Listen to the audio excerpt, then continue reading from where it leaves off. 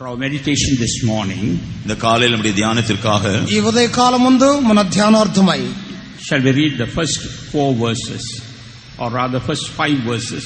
Sorry, Psalms 103, the first 5 verses. 103ஆம் சங்கீதம் முதல் 5 வசனங்களை நாம் படிப்போம்.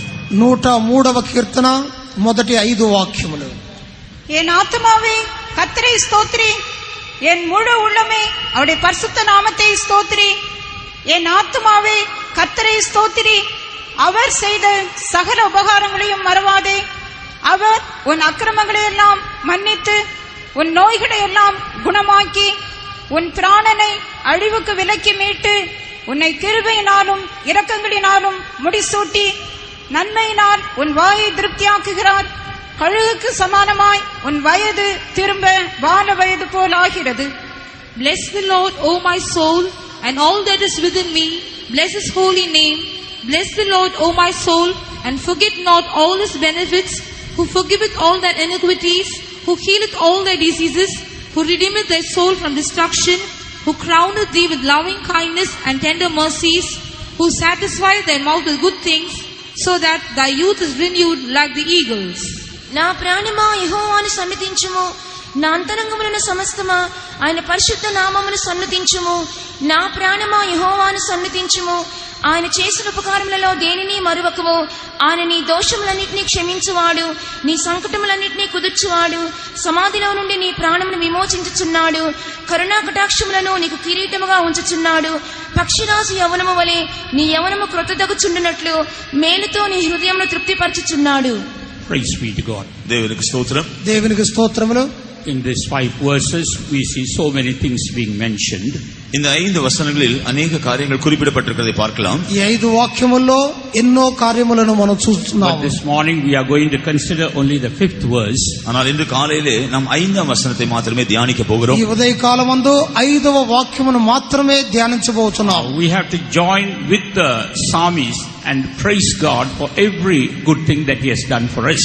தேவன் நம்முடைய ஜீவிதத்தில் செய்த ஒவ்வொரு நன்மையான காரியத்திற்காகவும் சங்கீதக்காரனோடு கூட சேர்ந்து நாமும் தேவனை ஸ்தோத்திரிக்க வேண்டும். మనము కూడా కీర్తనకర్తతో కలిసి దేవుడు చేసిన ఉపకారం నిమిత్తమై స్తుతించవలెను. And often one main sin found in God's people is they forget the benefits of the Lord. அடிக்கடி தேவனுடைய ஜனங்களாக நமக்குள் காணப்படக்கூடிய ஒரு முக்கியமான குறை அல்லது பாவம் என்னவென்றால் நாம் தேவனை துதிக்க மறந்து விடுகிறோம் அல்லது தவறி விடுகிறோம். దేవుని బిడ్డలమైన మనలో కనబడే ఒక లోపం ఏమిటంటే ఆయన చేసిన మేలులను మరచిపోతున్నాం. Till we receive something from the Lord, we go on praying and crying and doing all things, but once we receive it, we forget his benefits. தேவனிடத்திலிருந்து ஏதாவது ஒரு காரியத்தை பெற்றுக்கொள்ளும் வரையிலும் நாம் அவரை நோக்கி முறையிடுகிறோம், அழுகிறோம், கதறுகிறோம், தேடுகிறோம். ஆனால் அந்த நன்மை பெற்றுக்கொண்ட பின்பு நாம் அவரை மறந்து விடுகிறோம். దేవుని యొద్ద నుండి ఏదైనా మేలు పొందు వరకు ఆయనకు ప్రార్థన చేస్తున్నాము, ప్రలాపించున్నాము. పొందిన తర్వాత మరచిపోతున్నాము. That's why the psalmist says, forget not all his benefits. ஆகவேதான் சங்கீதக்காரன் சொல்கிறான், அவர் செய்த சகல உபகாரங்களையும் மறவாதே. అందుకనే కీర్తనకర్త చెప్పుచున్నాడు, ఆయన చేసిన ఉపకారములను మరువవద్దు. Every day we must think of his goodness and keep praising God. ஒவ்வொருவரும் தேவன் செய்த நன்மைகளை நினைவு கூர்ந்து நாம் அவரை துதித்து ஸ்தோத்திரித்துக் கொண்டிருக்க வேண்டும். ప్రతి ఉదయము ఆయన చేసిన ఉపకారములను తలంచి స్తుతించవలెను. In the 4th verse we read, he redeems our life from destruction. 4ஆம் வசனத்திலே அவர் நம்முடைய பிராணனை அழிவுக்கு விலக்கி மீட்டிருக்கிறார். 4వ వాక్యములో మన ప్రాణమును ఆయన నాశనత నుండి విమోచించుతున్నాడు. Yes, God has preserved us both physically and spiritually. ஆம், தேவன் சரீர பிரகாரமாகவும் ஆவிக்குரிய பிரகாரமாகவும் நம்மை பாதுகாத்திருக்கிறார். అవును, దేవుడు మనను శారీరకముగాను ఆత్మీయముగాను కాపాడి ఉన్నాడు. If not for the Lord, we may have been destroyed by the enemy. கர்த்தர் அப்படி இருந்திருக்காவிட்டால் நம்முடைய ஜீவியத்தில் நாம் எப்பொழுதோ அழிந்து போயிருந்திருப்போம். దేవుని కనికరం మన మీద ఉండకపోతే మన శత్రువులు మనల్ని నశింపజేసి ఉందరు. It's the protection of God that has brought us to the presence of God even this morning. இந்த காலையிலும் நம்மை தேவனுடைய சமூகத்தில் கொண்டு வந்திருப்பது தேவனுடைய பாதுகாக்கப்பட்ட அனுபவம் தான். దేవుని యొక్క సంరక్షణయే ఆయన సాన్నిధ్యమునకు ఉదయకాలమందు తెచ్చి ఉన్నది. He crowns our life with loving kindness and tender mercies. அவருடைய கிருபையினாலும் இரக்கங்களினாலும் அவர் நம்மை முடிசூட்டுகிறார். కరుణా కటాక్షములతో ఆయన మనలను కిరీటము ధరింపజేయుచున్నాడు. His blessings are like a crown upon our lives. அவருடைய ஆசீர்வாதங்கள் நம்முடைய ஜீவியத்தில் முடிசூட்டப்படுகிறதை போல இருக்கிறது. ఆయన యొక్క ఆశీర్వాదములు మనకు కిరీటముగా కనబడుచున్నవి. If not for the loving kindness of God and His tender mercies, we will not be able to survive in this wicked world. தேவனுடைய கிருபையும் அவருடைய இரக்கங்களும் நம் மேலில் நம் பட்சத்தில் இல்லாமல் இருந்திருக்கும் என்றால் இந்த பொல்லாத உலகத்தில் நாம் பிழைத்திருக்கவே முடியாது. దేవుని కరుణా కటాక్షములు మన మీద ఉండకపోతే ఈ దుష్ట లోకములో కాపాడబడలేము. So God blesses us and He preserves us. ஆகவே தேவன் நம்மை ஆசீர்வதிக்கிறார், நம்மை பாதுகாக்கிறார். కనుక దేవుడు మనల్ని ఆశీర్వదించి కాపాడుచున్నారు. Even during the time of meditation, we saw that because we are in the hand of the Lord, we are preserved. நாம் தியான வேளையிலும் கவனித்தோம், நாம் தேவனுடைய கையில் இருக்கிறபடியினால் பாதுகாக்கப்பட்டிருக்கிறோம். ధ్యాన సమయములో చూసి ఉన్నాము, దేవుని యొక్క హస్తములో ఉండుట వలనే కాపాడబడుతుంది. As we read in Psalms 91 verse 1, he that dwelleth in the secret place of the Most High shall abide under the shadow of the Almighty. நாம் 91ஆம் சங்கீதம் 1ஆம் வசனத்தில் படிக்கிறது போல உன்னதமானவரின் மறைவில் இருக்கிறவன் சர்வ வல்லவருடைய நிழலில் தங்குகிறான். 91వ కీర్తనలో మహోన్నతుని చాటు నివసించువాడే సర్వశక్తిని నీడను విశ్రమించువాడు. When we are in the secret place, God preserves us. நாம் அவருடைய மறைவிடத்தில் இருக்கும் பொழுது தேவன் நம்மை பாதுகாக்கிறார். మనం ఆయన యొక్క దాగు చోటును ఉన్న ఎడల కాపాడబడదుము. And for the Lord to preserve us, what should we do? தேவன் விதமாய் நம்மை பாதுகாக்க வேண்டும் என்றால் நாம் என்ன செய்ய வேண்டும்? దేవుడు మనలను కాపాడవలనంటే మనం ఏం చేయవలెను? We must be in the shadow, we must be in the secret place. நாம் அந்த மறைவிடத்தில் இருக்க வேண்டும். మనము దేవుని యొక్క రహస్యమైన దాగు చోటును ఉండవలెను. That secret place speaks about the will of God. இந்த மறைவிடம் தேவனுடைய சித்தத்தை தான் காண்பிக்கிறது. ఆ రహస్య స్థలమే దేవుని చిత్తము అనున్నది.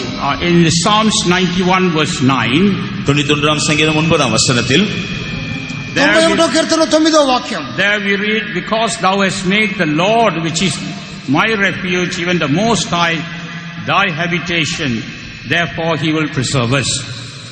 எனக்கு அடைக்கலமா இருக்கிற உன்னதமான கர்த்தரை உனக்கு தாவரமாக்கிக் கொள்ளும் பொழுது அவர் உன்னை பாதுகாப்பார் என்று 9ஆம் வசனத்தில் படிக்கிறோம்.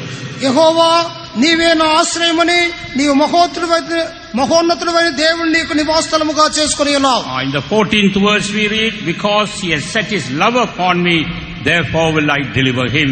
அவன் அன்பை என்மேல் வைத்திருக்கிறபடியால் நான் அவனை விடுவிப்பேன். 14వ వాక్యము, అతడు నన్ను ప్రేమిస్తున్నాడు కనుక నేను అతన్ని తప్పించదను. Yes, God has done his part, now we have to do our part. தேவன் அவருடைய பகுதியை செய்யும் பொழுது நாம் நம்முடைய பகுதியும் செய்ய வேண்டும். దేవుడు తన భాగమును చేశాడంటే మనము మన భాగము నెరవేర్చవలెను. We have to make God our refuge. நாம் தேவனை நம்முடைய அடைக்கலமாக வைத்துக் கொள்ள வேண்டும். మన దేవుని ఆశ్రయముగా మార్చుకొనవలెను. We have to set our love upon the Lord. நாம் நம்முடைய கர்த்தர் மேல் நம்முடைய அன்பை வைக்க வேண்டும். దేవుని ఎడల ప్రేమ కలిగిన వారమై ఉండవలెను.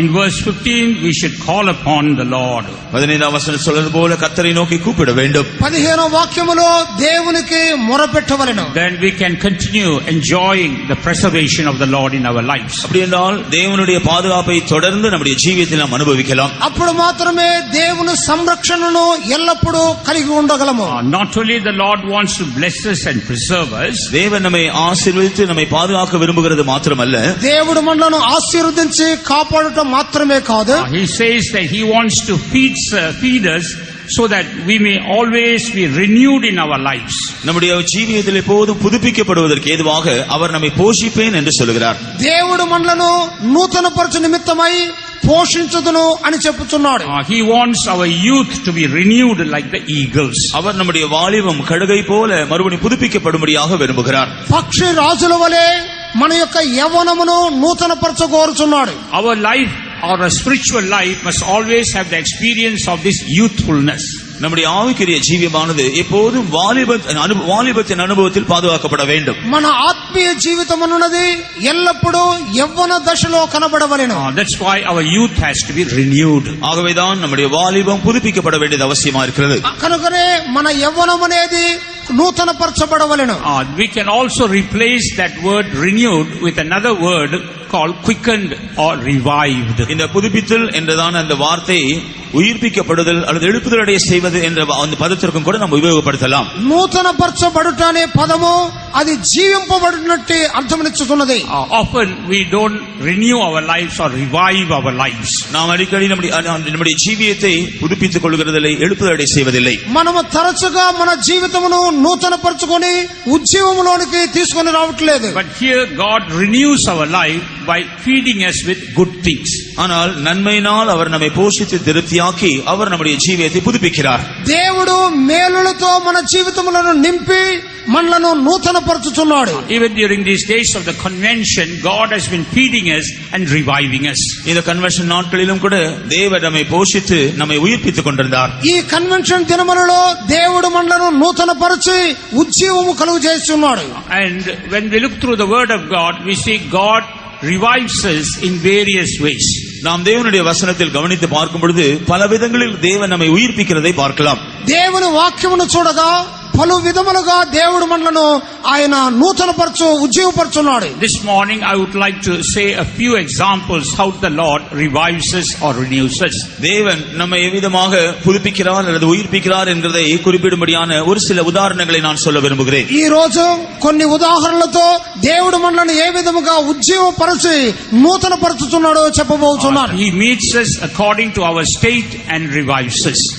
நாம் இருக்கிற நிலவரங்களுக்கு ஏற்ற விதத்தில் அவர் நம்மை சந்தித்து நம்மை உயிர்ப்பிக்கிறார் அல்லது எழுப்புதலடைய செய்கிறார். మనము ఉన్న స్థితిలో మనలను సంధించి ఉజ్జీవపరచున్నాడు. First he revives us or feeds us according to his mercy. முதலாவதாக அவருடைய இரக்கத்தின் நிமித்தமாக அவர் நம்மை போஷித்து நம்மை உயிர்ப்பிக்கிறார். మొట్టమొదటిగా తన కనికరమును బట్టి మనలను పోషించి నూతన ఉజ్జీవపరచున్నాడు. Secondly, he feeds us and renews us according to our need. இரண்டாவதாக நம்முடைய தேவைக்கு ஏற்றபடி அவர் நம்மை போஷித்து நம்மை உயிர்ப்பிக்கிறார். రెండవదిగా మన అవసరతలకు తగిన విధముగా మనలను పోషించి ఆయన నూతనపరుచున్నాడు. Thirdly, he meets us according to his long suffering and revives us. மூன்றாவதாக அவருடைய நீடிய பொறுமையின்படி அவர் நம்மை சந்தித்து நம்மை உயிர்ப்பிக்கிறார். మూడవదిగా తన దీర్ఘ శాంతమును బట్టి మనలను సంధించి నూతనపరుచున్నాడు. And fourthly, he feeds us according to our desire and renews us. நான்காவதாக நம்முடைய வாஞ்சைக்கு ஏற்றபடி அவர் நம்மை போஷித்து நம்மை புதுப்பிக்கிறார். నాలుగవదిగా మన వాంఛలకు తగిన విధముగా మనలను పోషించి నూతనపరుచుతున్నాడు. And let's look at that first phrase. He revives us according to his mercy. இதில் முதலாவது விஷயமாகிய அவருடைய இரக்கங்கள் நிமித்தம் அவர் நம்மை உயிர்ப்பிக்கிறார் என்கிற விஷயத்தை நாம் கவனிப்போமாக. మొట్టమొదటిగా ఆయన తన కనికరమును బట్టి మనలను ఉజ్జీవపరచునట్టు కార్యములు చూస్తున్నాం. What do we understand from that phrase? அந்த పదத்தில் அந்த వాక్కుகளில் இருந்து நாம் என்ன விளங்கிக் கொள்கிறோம்? ఈ పదములలో నుండి గ్రహించినది ఏమి? That we are not at all worthy to receive any good thing from the Lord, but still the Lord meets us and revives us. கர்த்தரிடத்திலிருந்து எந்த நன்மையும் பெற்றுக்கொள்ளக்கூடியதான தகுதி நமக்கு இல்லாமல் இருந்தாலும் கர்த்தர் நம்மை போஷித்து நம்மை உயிர்ப்பிக்கிறார். దేవుని యొద్ద నుండి ఏ మేలును పొందుటకు అర్హత లేకపోయినప్పటికీ ఆయన మనల్ని పోషించి నూతనపరుచున్నాడు. And as we read in Romans, even the very repentance we get in our heart is the goodness from the Lord. நாம் ரோமருக்கு எழுதின நிருபத்தில் படிக்கிறது போல நம்முடைய இருதயத்தில் உண்டாகிறதான மனஸ்தாபம் அல்லது மனம் திரும்புதலும் கூட தேவன் நமக்கு செய்கிற நன்மைதான். మన హృదయములో కలుగునట్టి మారు మనసు కూడా దేవుని యొక్క మేలు అని రోమా పత్రికలో చదువుతున్నాం. That comes through the great mercy of God. அது தேவனுடைய பெரிதான இரக்கத்தின் நிமித்தமாக வருகிறது. అది దేవుని మహా కనికరమును బట్టి కలుగుచున్నది. Just now we heard in the testimony that brother did not want to obey the word of God. He was rejecting the word of God. But all of a sudden, he had a repentance and he wanted to obey the word of God. நாம் சாட்சியில் கேட்டது போல இந்த அருமையான சகோதரன் வேத வசனத்தை படிக்க விருப்பமில்லாமல் அவர் அதை புறக்கணித்து தள்ள விரும்பினார். ஆனால் திடீரென்று தேவன் அவருக்கு ஒரு மனஸ்தாபத்தை மனம் திரும்புதலை தந்து மறுபடியும் அதை புதுப்பித்தார். సాక్ష్యం చెప్పిన సహోదరులు దేవుని వాక్యం ఎడల ఆయనకు వాంఛ లేకుండా ఉండెను. అయితే దేవుడు ఆయనను మారు మనసు కలుగు చేసి వాక్యం ఎడల ఒక గొప్ప వాంఛను కలుగు చేశాను. That's the great mercy of God. அதுதான் தேவனுடைய பெரிதான இரக்கம். అదే దేవుని గొప్ప కనికరము. One reason why God works could be that many are praying for you. தேவன் நமக்காக கிரியை செய்யறதுக்கு ஒரு காரணம் அநேகர் உங்களுக்காய் ஜெபித்துக் கொண்டிருக்கலாம். దేవుడు మన కొరకై కిరి చేయుటకు ఒక కారణం ఏమిటంటే అనేకుల యొక్క ప్రార్థనలే. And there are still many crying for the repentance of their dear ones. தங்களுடைய அருமையானவருடைய மனம் திரும்புதலுக்காக இன்னும் தேவனிடத்தில் கதறி ஜெபிக்கிற பலர் உண்டு. తన ప్రియమైన వారి యొక్క రక్షణ నిమిత్తమై ప్రార్థించునట్టు ఏడ్చు ప్రార్థించు వారు అనేకులు ఉన్నారు. As God's people, as a church of God, it's our duty to cry out for the repentance of the lost people. தேவனுடைய ஜனங்களாக, தேவனுடைய சபையாக நஷ்டப்பட்டு போயிருக்கிற ஜனங்களுடைய மனம் திரும்புதலுக்காக கர்த்தரை நோக்கி கதறி கூப்பிடுவது நம்முடைய கடமையாக இருக்கிறது. నశించు వారి యొక్క రక్షణ నిమిత్తమై దేవునికి మొరపెట్టుట మన బాధ్యత అయ్యున్నది. We will see one example in the word of God. வேத வசனத்தில் அதற்கு ஒரு உதாரணத்தை நாம் பார்க்கலாம். దేవుని వాక్యములో ఒక ఉదాహరణ 1 Samuel chapter 30 3 சாமுவேல் 30 அதிகாரம் మొదటి సమూయేలు 13వ అధ్యాయము verses 11 and 12. 11 12 வசனங்கள். 11 12 వాక్యములు. ஒரு எகிப்தியனை வெளியில் அவர்கள் கண்டு அவனை தாவீதினிடத்தில் கொண்டு வந்து புசிக்க அவனுக்கு அப்பமும் குடிக்க தண்ணீரும் கொடுத்து அத்திப்பழ அடையின் ஒரு துண்டையும் வற்றலான 2 திராட்சைப்பழ குலைகளையும் அவனுக்கு கொடுத்தார்கள். அதை அவன் சாப்பிட்ட பின்பு அவனுடைய உயிர் திரும்ப அவனுக்குள் வந்தது. அவன் ராப்பகல் 3 நாளாய் அப்பம் சாப்பிடாமலும் தண்ணீர் குடியாமலும் இருந்தான். And they found an Egyptian in the field and brought him to David and gave him bread and he did eat, and they made him drink water, and they gave him a piece of a cake of figs and 2 clusters of raisins. And when he had eaten, his spirit came again to him, for he had eaten no bread nor drunk any water 3 days and 3 nights. So here we see a man lying in the field. இங்கே வயலில் இருந்ததான வெளியில் இருந்த ஒரு மனுஷனை பார்க்கிறோம். ఇక్కడ పొలములో ఒక వ్యక్తిని చూస్తున్నాము. He was at the verge of death.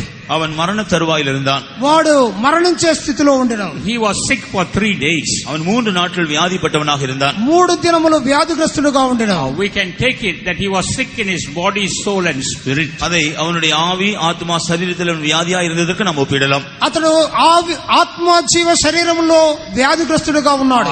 And there was nobody to help him. அவனுக்கு உதவி செய்ய ஒருவருமே இருக்கவில்லை. సహాయము చేయుటకు ఎవరునూ లేరు. That's where David and his men came and saw him. அங்கேதான் தாவீதும் அவனுடைய மனுஷரும் வந்து அவனை சந்தித்தார்கள். అక్కడనే దావీదు ఆయనకు మనుషులు వచ్చి వారిని కలుసుకొని ఉన్నాడు. David and his men speaks about Jesus and his servants. தாவீதும் அவனுடைய மனுஷரும் இயேசுவையும் அவருடைய ஊழியர்களையும் காண்பிக்கிறது.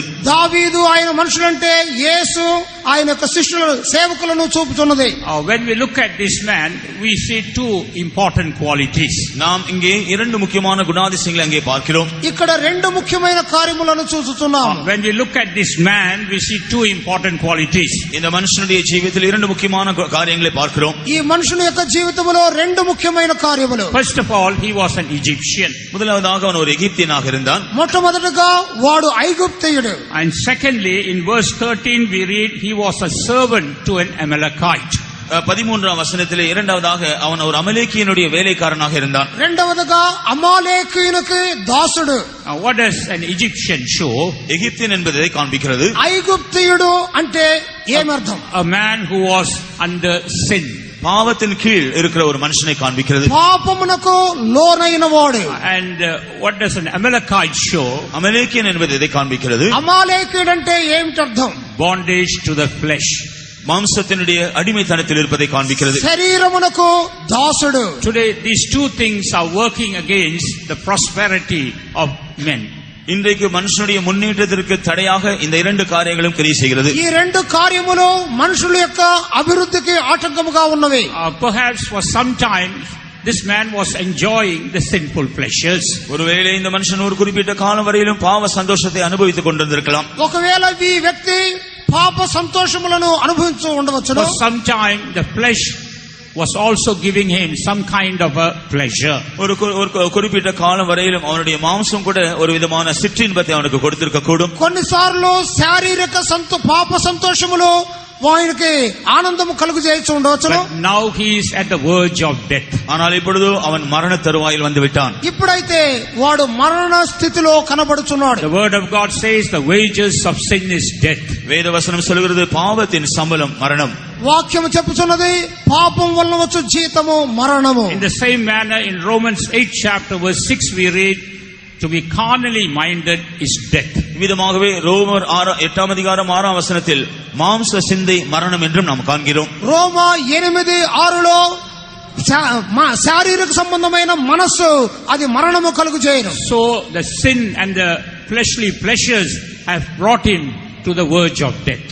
ஆகவே அவனுடைய பாவம் அவனுடைய மாம்சத்தின் சந்தோஷம் அவனை மரண தருவாயில் கொண்டு வந்து விட்டது. పాపము శారీరక సంతోషములు వానికి మరణమును కలుగు చేసి ఉన్నవి. Some of us may have been delivered from our sin and bondage of sin. நம்மில் சிலர் பாவத்திலிருந்தும் பாவத்தின் அடிமைத்தனத்திலிருந்தும் விடுதலை பெற்றிருக்கலாம். మనలో కొంతమంది పాపము నుండి పాప బానిసత్వం నుండి విడుదల పొంది ఉండవచ్చును. But the flesh may be ruling our lives. ஆனால் மாம்சமானது நம்முடைய ஜீவித்தை இன்னும் ஆண்டு கொண்டிருக்க கூடும். శరీరం అన్నది మనలను బానిసలుగా చేయుచున్నది. But the word of God says that carnal mind is death. வேதவசனம் சொல்கிறது மாம்ச சிந்தை மரணம். శరీర సంబంధమైన మనసు మరణము. And he was at the verge of death. இவன் மரண தருவாயில் இருக்கிறான். వీడు మరణ స్థితిలో ఉన్నాడు. And there was nobody to help him. அவனுக்கு உதவி செய்ய ஒருவருமே இருக்கவில்லை. సహాయం చేయ ఎవరునూ లేరు. That's the time David and his men came and ministered to him. அந்த வேளையில்தான் தாவீதும் அவனுடைய மனுஷரும் வந்து அவனுக்கு ஊழியம் செய்கிறார்கள். ఆ సమయంలోనే దావీదు తన మనుషులు వచ్చి సహాయం చేసి ఉన్నారు. And they gave him certain things to eat and drink so that he could be restored. அவன் மறுபடியுமாக ஜீவன் அடையும்படியாக புசித்து குடிக்கும்படியாக அவர்கள் சில காரியங்களை அவனுக்கு கொடுத்தார்கள். వాడు తిరిగి జీవం పొందిన నిమిత్తమై తిని త్రాగుటకు కొన్ని వస్తువులను ఇచ్చున్నారు. First they gave him bread and then gave him water. முதலாவதாக அப்பத்தையும் அதன் பின்பு தண்ணீரையும் அவர்களுக்கு கொடுத்தார்கள். మొట్టమొదటిగా రొట్టెను తరువాత నీళ్లు ఇచ్చి ఉన్నారు. Here what does the bread show? இங்கே அப்பம் எதை காண்பிக்கிறது? రొట్టె అనగా దేన్ని చూపుతున్నది? Healing for the body. Healing for the body. அவனுடைய சரீர சுகத்தை காண்பிக்கிறது. శరీరమునకు స్వస్థత ఆరోగ్యం. Yes, they gave him healing for the body. அவனுடைய சரீரத்துக்கு முதலாவது சுகத்தை அவர்கள் கொடுக்கிறார்கள். వాని శరీరమునకు స్వస్థతను కలుగజేస్తున్నారు. And the water shows the healing for the soul.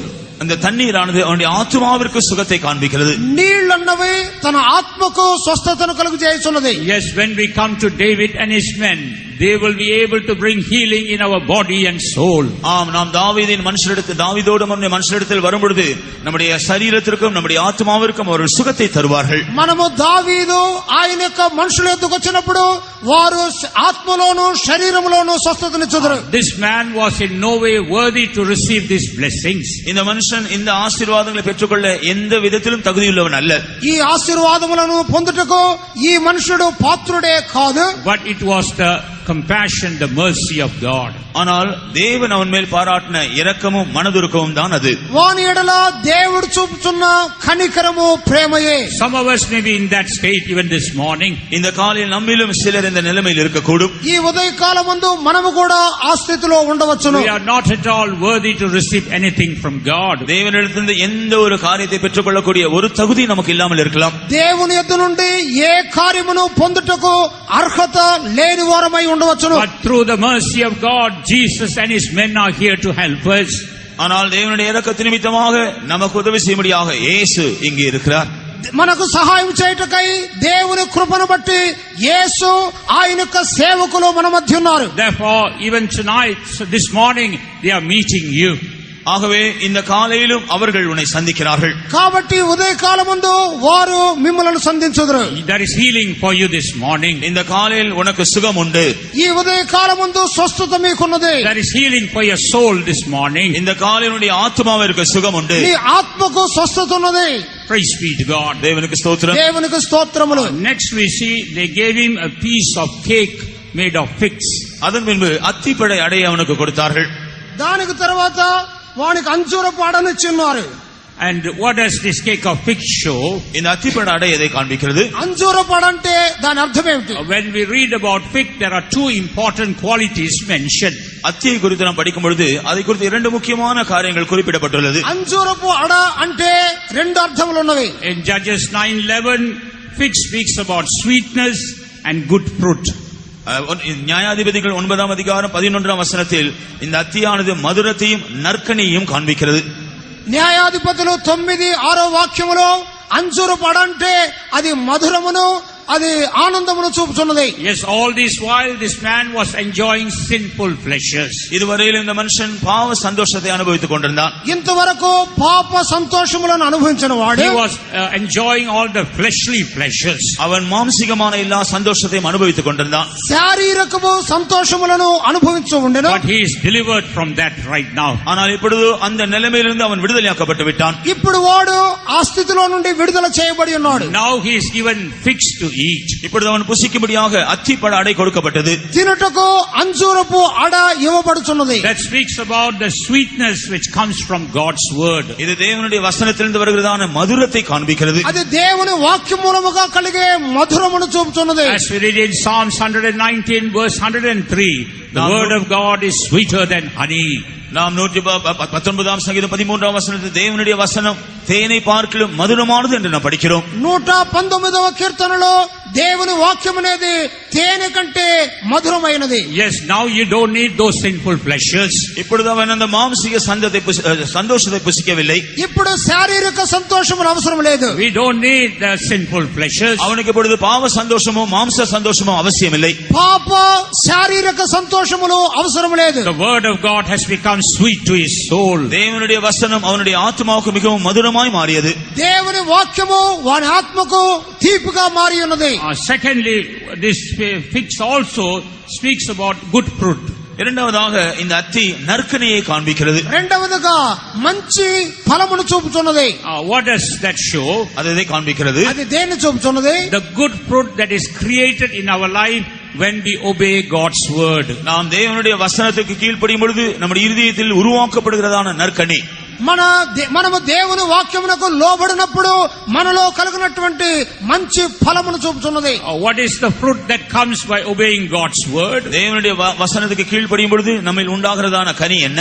దేవుని వాక్యమునకు లోబడినప్పుడు కలిగే ఫలం ఏమిటి? In Romans 6 chapter verse 22, ரோமர் 6 அதிகாரம் 22 வசனத்தில் రోమా 6:23 when we obey the word of God and become servants unto righteousness, நாம் தேவனுடைய வசனத்துக்கு கீழ்ப்படியும் பொழுது நாம் நீதியின் when we obey the word of God and become servants unto righteousness, தேவனுடைய வசனத்துக்கு கீழ்ப்படிந்து நாம் நீதியின் ஊழியர்களாய் மாறும் பொழுது మనము దేవుని వాక్యములకు లోబడి ఆయన యొక్క నీతికి లోబడుతున్నప్పుడు we see the fruit we get is holiness.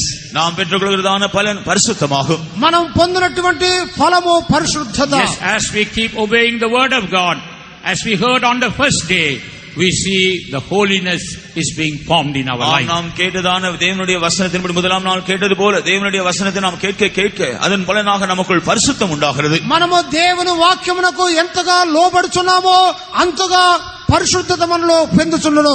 Praise be to God. தேவனுக்கு ஸ்தோத்திரம். దేవునికి స్తోత్రములు. Next he was given 2 clusters of raisins. இரண்டாவதாக 2 திராட்சை பழ கொலைகள் அவனுக்கு கொடுக்கப்பட்டன. తరువాత 2 ద్రాక్ష గెలలు ఇవ్వబడిన. We know these raisins are actually dried grapes. இந்த திராட்சை பழமானது உலர்ந்த திராட்சை பழமாகும். ఇవి ఎండిన ద్రాక్ష గెలలు. In English it's called raisins. ஆங்கிலத்தில் ரைசன் சொல்லப்பட்டிருக்கிறது. அது வற்றலான திராட்சையை காண்பிக்கிறது. ఎండినటువంటి ద్రాక్షాలు. What does this to show? இதை காண்பிக்கிறது. ఇవి దేన్ని చూపుతున్నవి? 2 clusters of raisins. 2 திராட்சை பழ கொலைகள். 2 ద్రాక్ష గెలలు. First it speaks about the joy we get when we do God's will. நாம் தேவ சித்தம் செய்யும்போது நமக்கு உண்டாகிறதான சந்தோஷத்தை முதலாவது அது காண்பிக்கிறது. దేవుని చిత్తమును చేయుటలో కలుగు సంతోషమును బయలుపరుచుతున్నది. In Psalms 40 verse 8 we read, I delight to do thy will, O God. 40 சங்கீதம் 8 வசனத்தில் உம்முடைய சித்தம் செய்ய நான் சந்தோஷப்படுகிறேன், பிரியமா இருக்கிறேன் என்று படிக்கிறோம். 40వ కీర్తన 5వ వాక్యములో దేవా నీ చిత్తమును చేయుటలో నేను ఆనందించుచున్నాను. When we look at these dried grapes, இந்த உலர்ந்த திராட்சையை நாம் கவனித்தால் ద్రాక్ష గెలలను చూస్తే when before it was dried it was full fruit. அது வற்றலாக மாறுவதற்கு முன்பாக நல்ல நற்கனியாக இருந்தது.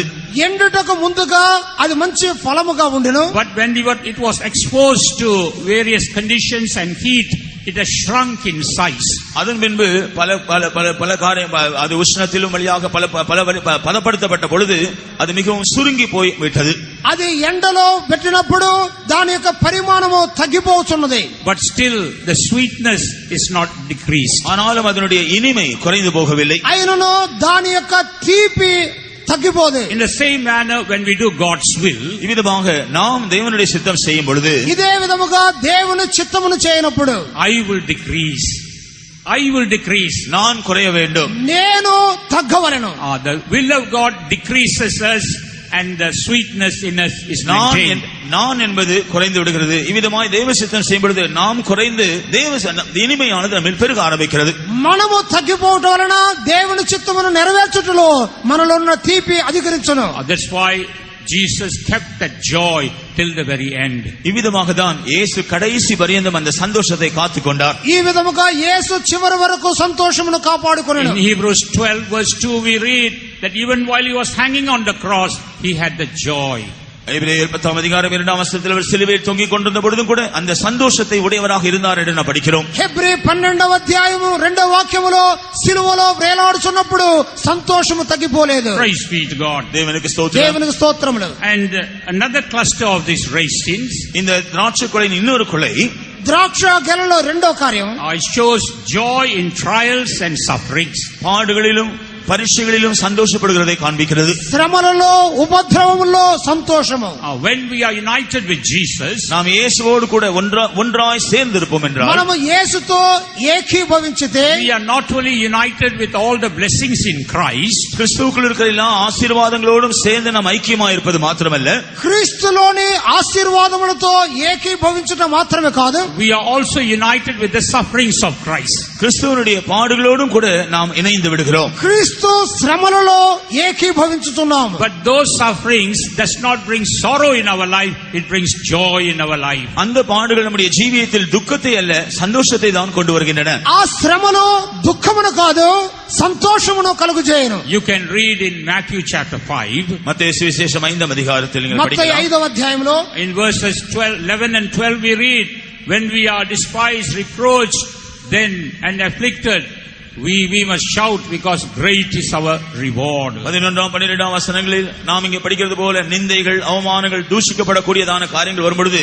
பரலோகத்தில் நம்முடைய பலன் அது நிமித்தமாக மிகுதியாக இருக்கிறது நிமித்தமாக நாம் சந்தோஷப்படலாம். 11, 12 వాక్యములలో మనము నిందించబడి హింసించబడినప్పుడు సంతోషించి ఆనందించవలెను, అప్పుడు పరలోకమందు ప్రతిఫలము అధికమగును. These are the words of Jesus. இது இயேசுவின் வார்த்தைகள். ఇవి యేసు యొక్క మాటలు. He says, rejoice and shout because great is your reward. நீங்கள் சந்தோஷப்பட்டு களி கூறுங்கள், ஏனென்றால் பரலோகத்தில் உங்களுடைய பலன் மிகவும் பெரிதாக இருக்கும் என்று அவர் சொன்னார். సంతోషించి ఆనందించుడి, ఎందుకంటే పరలోకమందు మీ ప్రతిఫలము అధికముగా ఉండును. When this man were given these things to eat, we read that his spirit came again into him. இந்த மனுஷனுக்கு இந்த காரியங்கள் எல்லாம் கொடுக்கப்பட்ட பொழுது அவனுடைய உயிர் மறுபடியும் அவனுக்கு திரும்பி வந்தது என்று நாம் படிக்கிறோம். ఇవి ఆ మనుషునికి ఇచ్చినప్పుడు వాని యొక్క జీవము ప్రాణము తిరిగి వచ్చి ఉన్నది.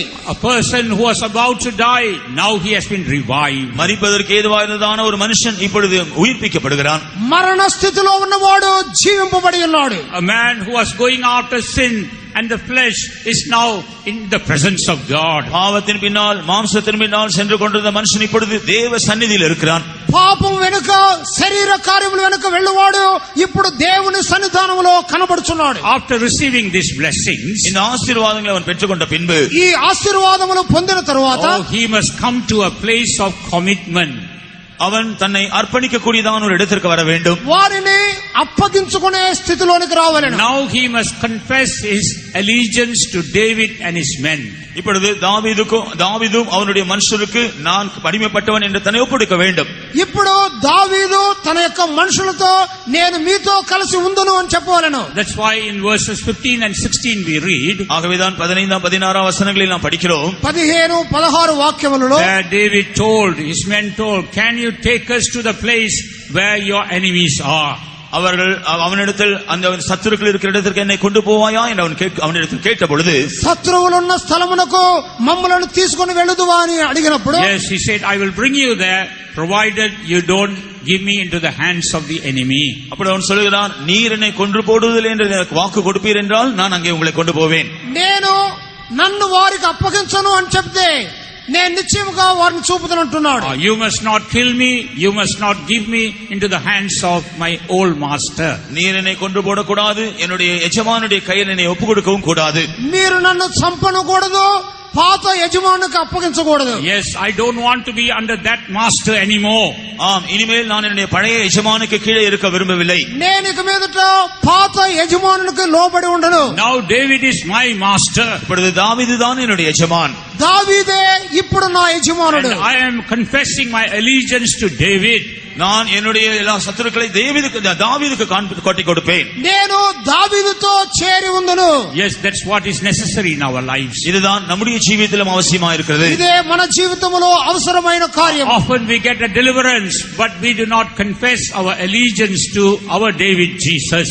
நாம் அடிக்கடி நாம் விடுதலையாக்கப்படுகிறோம், ஆனால் நம்முடைய சத்துருக்களை பற்றி நம்முடைய இயேசுவினிடத்தில் நாம் அறிக்கை செய்வதில்லை. పలుసార్లు మనం విడుదల పొందుతున్నాము, అయితే మన యేసు ప్రభుతో చేరి ఉందననే మనం చెప్పలేకపోతున్నాము. நான் இயேசுவுக்கு அடிமையா இருக்கிறேன், அவருக்கு உண்மையா இருப்பேன் என்று நாம் அவரிடத்தில் சொல்வதில்லை. You cannot serve two masters, the word of God says. வேதவசனம் சொல்கிறது, இரண்டு எஜமானுகளுக்கு நீங்கள் ஊழியம் செய்ய முடியாது. వాక్యము చెప్పుచున్నది ఇద్దరు యజమానులకు మనము సేవ చేయలేము. If you don't serve David, then you will once again be taken by the Amalekite. நீங்கள் தாவீதுக்கு ஊழியம் செய்யாவிட்டால் மறுபடியும் அமலேக்கியன் உங்களை பிடித்துக் கொண்டு போய்விடுவான். మీరు దావీదుకు సేవ చేయకపోతే అమాలేకీయులు మిమ్మల్ని పట్టుకొని పోవుదురు. Yes, the mercy of God is meeting you this morning. ஆம், இந்த காலையில் தேவனுடைய இரக்கம் தான் உங்களோடு பேசிக் கொண்டிருக்கிறது. అవును, ఈ ఉదయకాలమందు దేవుని కనికరము మిమ్మల్ని సంధించున్నది. Let us surrender ourselves to the mercy of God. நாம் எல்லாரும் தேவனுடைய இரக்கத்திற்கு நம்மை ஒப்புக் கொடுப்போமாக. దేవుని కనికరమునకు మనలను అప్పగించుకుందాము. Praise be to God. தேவனுக்கு ஸ்தோத்திரம். దేవునికి స్తోత్రములు. And secondly, రెండవదిగా God blesses us or feeds us according to our need. நம்முடைய தேவைக்கு ஏற்றபடி தேவன் நம்மை போஷிக்கிறார். మన అవసరతకు తగిన విధముగా దేవుడు పోషించున్నారు. God knows our necessity and our situation. தேவனுக்கு நம்முடைய நிலவரமும் நம்முடைய அவசியங்களும் நன்றாக தெரியும்.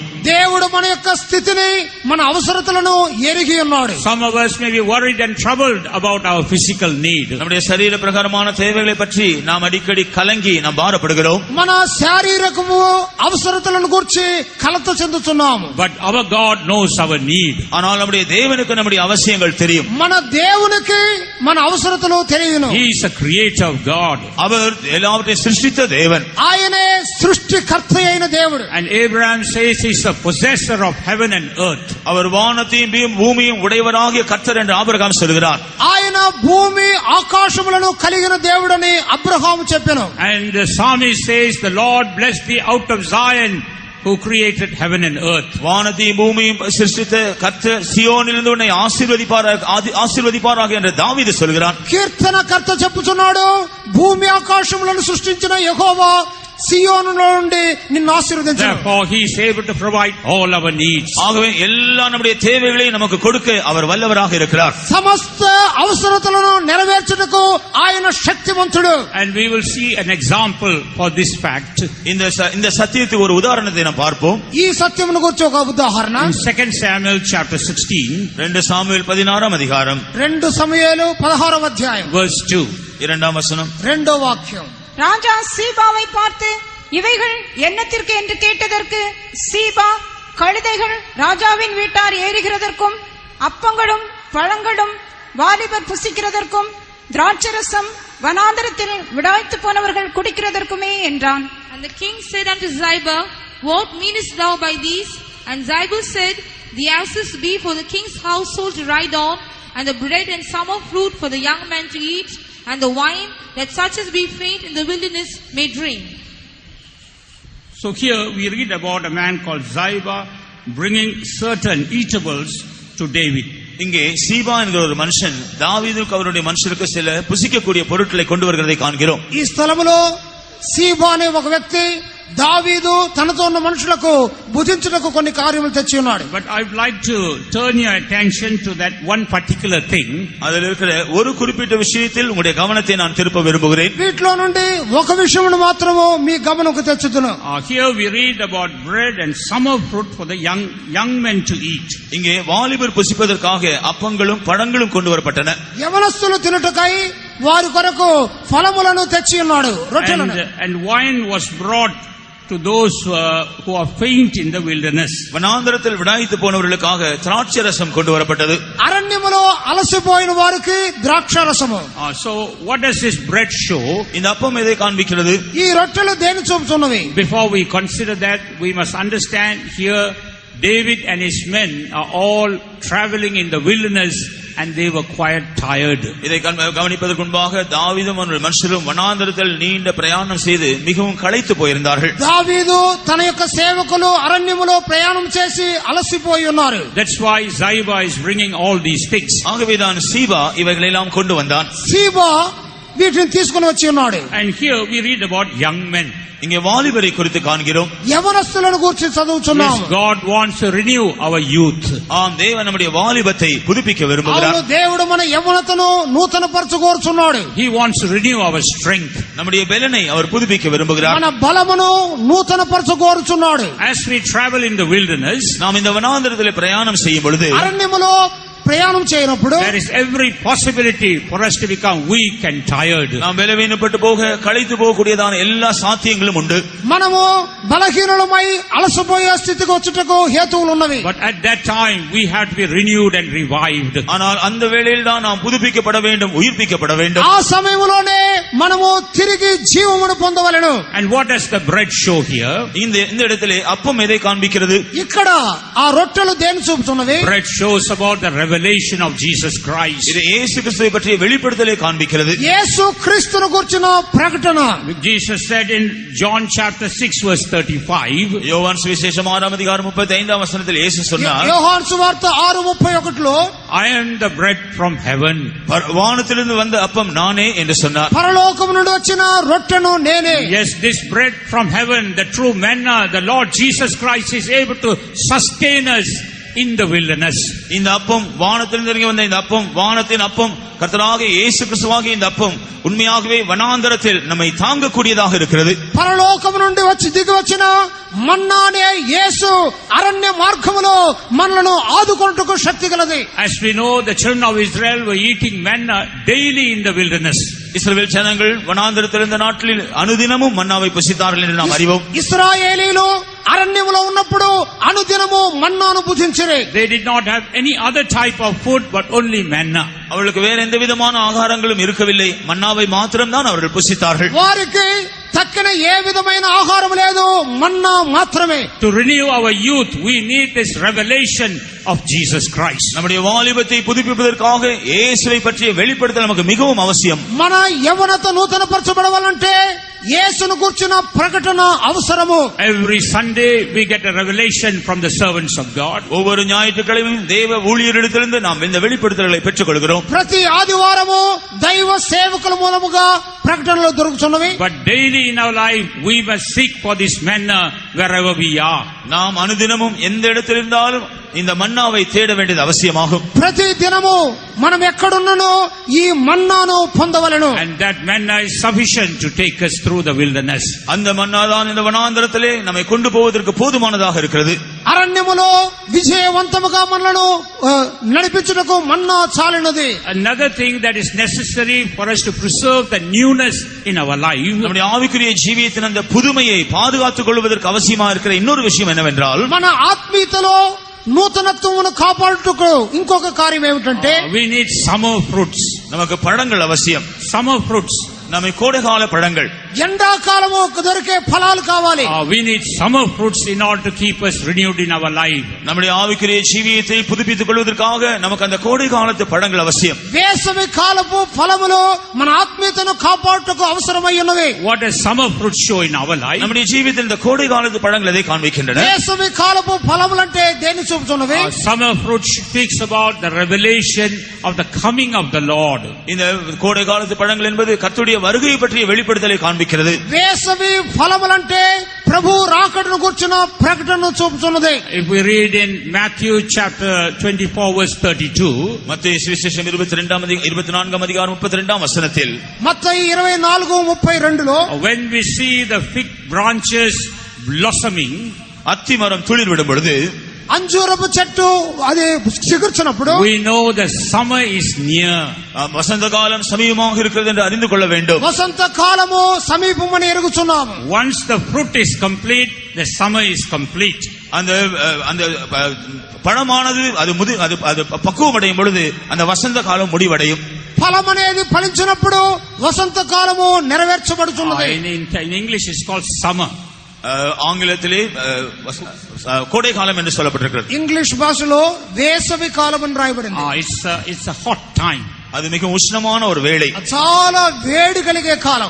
We can either be hot for God or hot for the world. நாம் ஒன்று கர்த்தருக்காக அனலுள்ளவர்களாய் இருக்க வேண்டும் அல்லது உலக காரியங்களில் அனலுள்ளவர்களாய் இருக்க வேண்டும். మనం ఒకటి ప్రభు కొరకై వేడిగా ఉండవలెను లేకపోతే లోక కార్యములో వేడిగా ఉండవలెను. But the summer fruits helps us to be hot or fervent for the Lord. இந்த கோடை காலத்து பழங்கள் கர்த்தருக்காக நாம் அனலுள்ளவர்களாக அக்னியா இருக்க உதவி செய்கிறது. వేసవి కాలపు పండ్లంటే దేవుని కొరకై ఉజ్జీవంగా ఉండటం చూపుతున్నది. Only those who are hot for the Lord will be revived and be waiting for the coming of the Lord. கர்த்தருக்காக அனலுள்ளவர்களாய் இருக்கிறவர்கள் மாத்திரமே உயிர்ப்பிக்கப்பட்டவருடைய வருகைக்காக காத்திருப்பார்கள். దేవుని కొరకై మనం చాలా ఉగ్రత కలిగి ఉంటే ప్రభు రాకడకు సిద్ధపడగలము. When we look at the Laodicean church, லவோதிக்கேய சபையை குறித்து நாம் கவனித்தால் లవోదికీయ సంఘమును చూసినప్పుడు they were not hot for the Lord. அவர்கள் கர்த்தருக்கு அனலுள்ளவர்களாய் இருக்கவில்லை. వారు దేవుని కొరకై వేడి కలిగి ఉండలేదు. They were in a very lukewarm state. அவர்கள் வெதுவெதுப்பான நிலைமையில் தான் இருந்தார்கள். వారు నిలువెప్పని స్థితిలో ఉండిరి. Then what does the Lord, the Spirit of God, counsel them? அப்பொழுது கர்த்தருடைய ஆவியானவர்களுக்கு கொடுத்த ஆலோசனை என்ன? దేవుని ఆత్మ వారికి ఇచ్చిన ఆలోచన ఏమి? In Revelation chapter 3, வெளிப்படுத்தல் 3ஆம் அதிகாரம் ప్రకటన 3వ అధ్యాయం in verse 18, 15ஆம் வசனத்தில் 15వ వాక్యం 18ஆம் వచనத்தில் 18వ వాక్యం I counsel thee to buy of me. I counsel thee to buy from me. நீ உன்னை கீழ்ப்பானதை உன்னை விட்டு அகற்ற வேண்டும் என்று நான் உனக்கு ஆலோசனை கொடுத்தேன். என்னிடத்திலிருந்து இந்த காரியத்தை நீ வாங்க வேண்டும் என்ற ஆலோசனை கூறப்பட்டது. నా యొద్దకు వచ్చి కొనవలెను అని ఆలోచన చెప్పుచున్నారు. What are things we have to buy from God? நீ தேவனிடத்திலிருந்து வாங்கிக் கொள்ள வேண்டிய காரியங்கள் என்ன? దేవుని యొద్ద కొనవలసిన కార్యములు ఏమిటి? Gold tried in the fire. நெருப்பில் புடமிடப்பட்ட பொன். అగ్నిలో పుడము వేయబడిన బంగారం. You have to buy white raiment. வெண் வஸ்திரத்தை நீ வாங்கிக் கொள்ள வேண்டும். తెల్లని వస్త్రములు. You have to buy eye salt to anoint your eyes. கண்களுக்கு கழிக்கத்தை நீ வாங்கிக் கொள்ள வேண்டும். కన్నులకు కాటుకను కొనవలెను. These are things, fruits of the summer. இதுதான் கோடை காலத்து பழங்கள் காண்பிக்கிறது. ఇవే వేసవి కాలము పండ్లు అని చెప్పుచున్నవి. When we are in the summer season, we should have all these qualities. நாம் இந்த கோடை காலத்தில் இருக்கும் பொழுது இந்த எல்லா காரியங்களும் நமக்கு இருக்க வேண்டும். ఈ వేసవి కాలములో ఈ కార్యములన్నీ మనకు ఉండవలెను.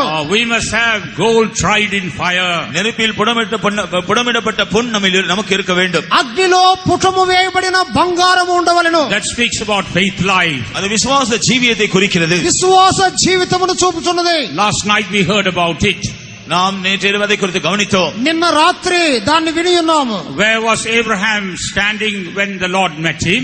ஆபிரகாம் கர்த்தர் தன்னை சந்தித்த பொழுது எங்கே இருந்தான்? అబ్రహాము దేవుడు తన్ను సంధించినప్పుడు ఎక్కడ ఉండెను? He was at the tent door in the heat of the day. அவன் பகலின் உஷ்ணமான வேளையில் தன்னுடைய கூடார வாசலில் இருந்தான்.